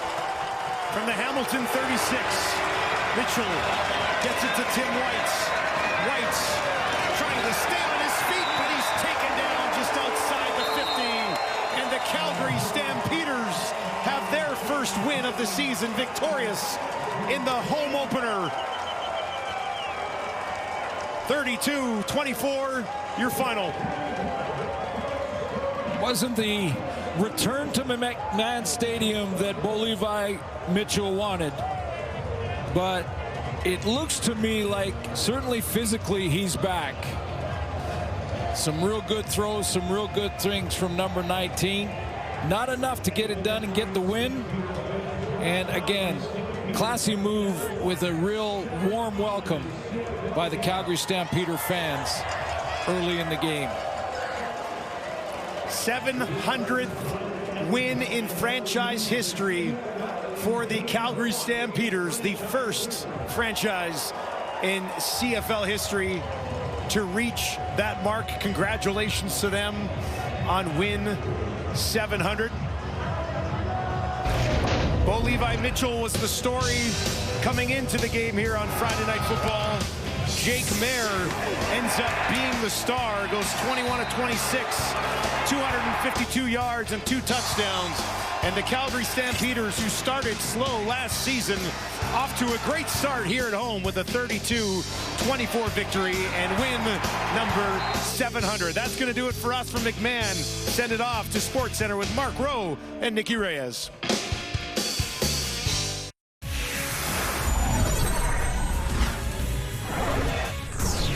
Welcome to SportsCenter. Mark and Nikki here with you. And Mark, we've seen some miracles from Bo Levi Mitchell throughout the years at McMahon Stadium. Not enough to get it tonight in his return to Calgary. It's hard to believe it. 10 years ago, he started his career there. He was just a puppy. Yeah, and he wasn't able to get that game last year because of injuries, but it's such an important game for him, for this organization that's made a lot of big changes, and not the ending that Bo Levi Mitchell was looking for, who won 2 Grey Cups and 2 MOPs over 10 seasons with the Stamps. He was given a standing ovation as he plays in McMahon Stadium for the first time in opposing colors. And in the second quarter, it's the Ticats down by 6. Mitchell has Tim White open in the back of the end zone, but they can't connect. Hamilton will have to settle for a field goal. Mitchell's family, they got it. They don't got it. Next Ticats possession, now 9-3 Calgary. Mitchell airs it deep for White, the CFL's leading receiver last year. And he can't make the catch. White off the fingertips, that close to a touchdown. Ensuing Stamps possession, Jake Mayer finding rookie receiver Cam Eccles. He hauls it in for the one-handed score. That's his first career touchdown. Mayer took the starting job from Mitchell 2 years ago. He strikes first. It's 16-4. Then on the next tie-catch drive, Mitchell overthrows his receiver here, and he's picked up by DeMario Houston. Mitchell threw 10 interceptions in 6 games last year, his first of the season, and the Stampeders took a 19-7 lead into the half. To the third quarter now, on 2nd and 12, Mitchell looking down the field. Mitchell out to his right. To Shamar Bridges. But he drops it. Another missed opportunity for Hamilton. They were down 15 after 3 quarters. To the fourth, it's now 22-14 Calgary. Mayer finding a wide open Clark Barnes. And I mean, he has an area code to himself. It's a touchdown. Mayer's second TD pass of the night puts the Stamps back up by 15.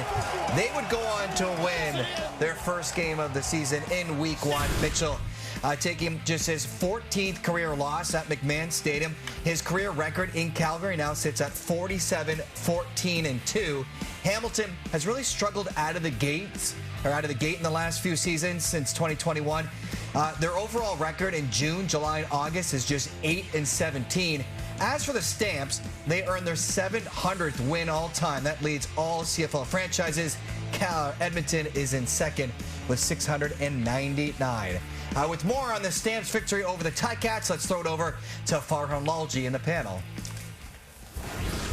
Thank you very much. Along with Milt Stegall, Davis Sanchez, and Enoch Mwamba. Fairly entertaining game, over 800 yards of offense, 56 points. But we came into this game wanting to know which of 2 quarterbacks, Bo Levi Mitchell or Jake Mayer, would acquit himself the best. Both had a lot to prove. Davis, which one jumped out at you? Well, I think we all agree that just look at the sheer numbers and how this game ended. Jake Mayer would win that one. I think we all agree in that sense. Look at these numbers. Jake Mayer had a pretty big night. But Bo also showed well. I think if you're a Hamilton Tiger Cat fan, you feel pretty good about what Bo did. But here's how I would, if we're going to compare the two and say who came out better, I would describe it like this. Bo Levi Mitchell played well. Jake played well, but also the Calgary offense around Jake played well, and that's the biggest difference. You saw Dietrich Mills play great. Bagleton caught, I think, everything that came to him. Same with Barnes. Bo, there were some guys that dropped some balls and didn't help Bo out. So that's how I would compare this game. But when you look at the season, coming into the season, you look at Jake Mayer, you look at Bo Levi, we kind of have expectations. We even put a lot of expectations from Bo Levi returning to the man he used to be. But Jake, there's not a lot that we could look back and say, man, this is who we're looking for again. And tonight, I thought he showed a lot of things to everybody across the league. Look, he gets out of the pocket, slings it downfield, and he's still able to be accurate over there. And he gets it back out here and looks downfield again. Anticipation, like Coach said earlier, goes down the field. And so I thought he did a great job of showing his skill set, and obviously now brought the win as well to his team. Yeah, and there has to be some disappointment with Bo Levi Mitchell. You know he wanted more than anything was to go back into the place where he established his career and get a victory. Play well, but more importantly, get a victory, and that wasn't the case. And he played well, but there was some letdown. As you mentioned, you know, his receivers did not help him out. There were plenty of opportunities for those guys to make some plays, not just catches, but touchdowns that would have had an opportunity to change his game around. Those guys didn't do it. And you talk about Tim White. This was the leading receiver in the league last year. 9 out of 10 times he's making that catch. And this young man right here, yes, we know he's a rookie, but you only get so many opportunities to showcase your skills and have an opportunity to make plays. So they're going to go back to the drawing board. I think they're still a good enough team where they can win some games, but they have to mentally get over this loss they had because they had some great opportunities to win. I don't often like to go to the, guys say they came into camp in better shape, and you hear that everyone says that in the offseason. I think these two quarterbacks, physically, they actually both look better, like they're in better shape. So that's a good sign, too. Yeah, no doubt. When you look at it, I mean, as far as these quarterbacks are concerned, it was actually Hamilton's offense that had 100 yards more, so there's some for Bo to build on. A little bit of feast and famine. He had the drops. He also missed some receivers at times. As for Calgary now, they go from this game, they improve to 1-0. Next week, they get to play in front of 55,000 at BC Place. Thanks, guys. Jake Mayer, 252 yards and 2 touchdowns tonight, and he is new on SC with Britt Dort. Well, Jake kept us on our toes, though, tonight with the win here. Talk about getting it done. It's a good start of the season for us, for sure. It's always been about us and how well we can play. It's never about who's on the other side. And anytime you play an organization like Hamilton, a quarterback like Bo, it's going to come down in the final seconds. That's inevitable. So I love the way we played at the end. We got to clean some things up in terms of putting games away. But yeah, it's a hell of a start to the year. Well, can you talk to me a little bit about the conversation you just had with Bo after the game? Yeah, love you. Wish you well. First of many. This won't be the last time we go head-to-head. I'm fortunate that we were able to get the W tonight. Well, you did make quite a few connections with quite a few different guys. What's that say about the chemistry amongst this receiving group? We're just a deeper group this year. We really are, and I think we've really cleaned up some things in the offseason and how we read certain things out. And I just think guys were playing fast and they were trusting that the ball was going to go where it needed to go, and I feel like we did a good job of that. Congrats on getting the win. Thank you. Of course, we've got 2 more games on the CFL slate for you this weekend. Here are the odds courtesy of FanDuel. The Elks host the Rough Riders as slight favorites on Saturday. Edmonton has covered the spread in 3 of the last 4 meetings. Then on Sunday, it's the BC Lions as sizable favorites in Toronto. BC is the 3rd choice to win the Grey Cup at FanDuel. Only the Alouettes and Blue Bombers have shorter odds. Make sure to catch all the action right here on TSN. All right, let's head back to Calgary and hear from Bo Levi Mitchell following the Ticats loss. The results you wanted, but how did you feel about your play? Slow to start, right? I didn't feel super accurate in the beginning, and then the hit kind of locked me in, kind of got me ready to go in that second half. And I think there was good plays. There was some timing things that we got to clean up, but there are things that they're easy to fix that we can go out there and fix if we work at it. Were you paying attention when the video was playing? Like, did you allow yourself to kind of hear the noise and applause for you there? I did. I just gave it the, little small kind of 2-finger wave there. That was really cool of them to do that. That's awesome. I was just trying to stay locked into the game. Some of the boys in the hub were watching it, but yeah, we were pretty locked in. 3 weeks ago, you're in a walking cast and everybody's worried. Mm-hmm. Where did all that running come from tonight? Marcellus Bowman, and just being with him every single day in the off season, training my tail off and just asking him to push me, to a level I haven't been to yet. Just got to kind of keep it up and just keep building on it. It wasn't just the running to get first downs. It was sort of escaping. Yeah. To create open space, especially on the one side. Yeah, I think that's kind of who I was in the past. I was able to get out and move and escape the pocket. I'm not necessarily a runner at all, but I've always liked my ability to make guys miss in the pocket. O-line did a great job, and I was able to get out on some of those, and just wish I could have found some more check downs on it too, because I think JB was open a couple different times. But yeah, felt good moving, but obviously still needed to do something more. How devastating is it when some of those drops happen? How do you talk to receivers after, like, how big of a... No, dude, I missed, off the top of my head, like, I can think of 5 easy passes that should be completed, right? So no, I'm not going to call a guy for a drop. It's something that, the sun's in their eyes on some of them are just focused, right? So now we see that on film, we learn from it, and we get better from it. Back to the running, you had 38 yards tonight on the ground, which was more than any other season. Probably more than the last 4 years put together. Yeah. So is this a new aspect to a resurgent Bo Levi Mitchell? Is this a different look? I just think it's learning from Scott and learning to take what somebody gives me, and if they're gonna give me a coverage that allows me to move, then it's my job to get out and escape the pocket. James. Yeah, it starts with the old line up front, right? Like the holes were crazy.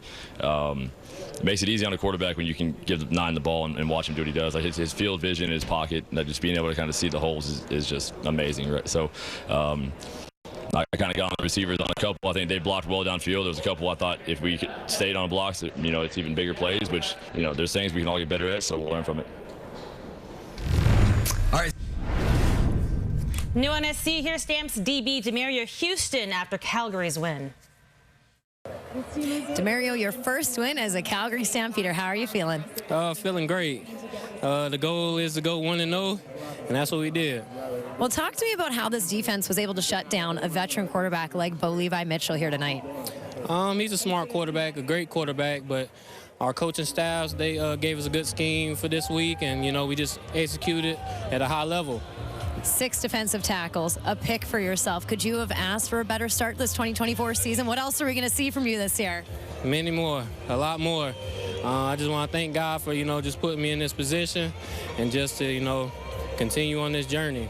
Well, congrats on getting the win. Thank you.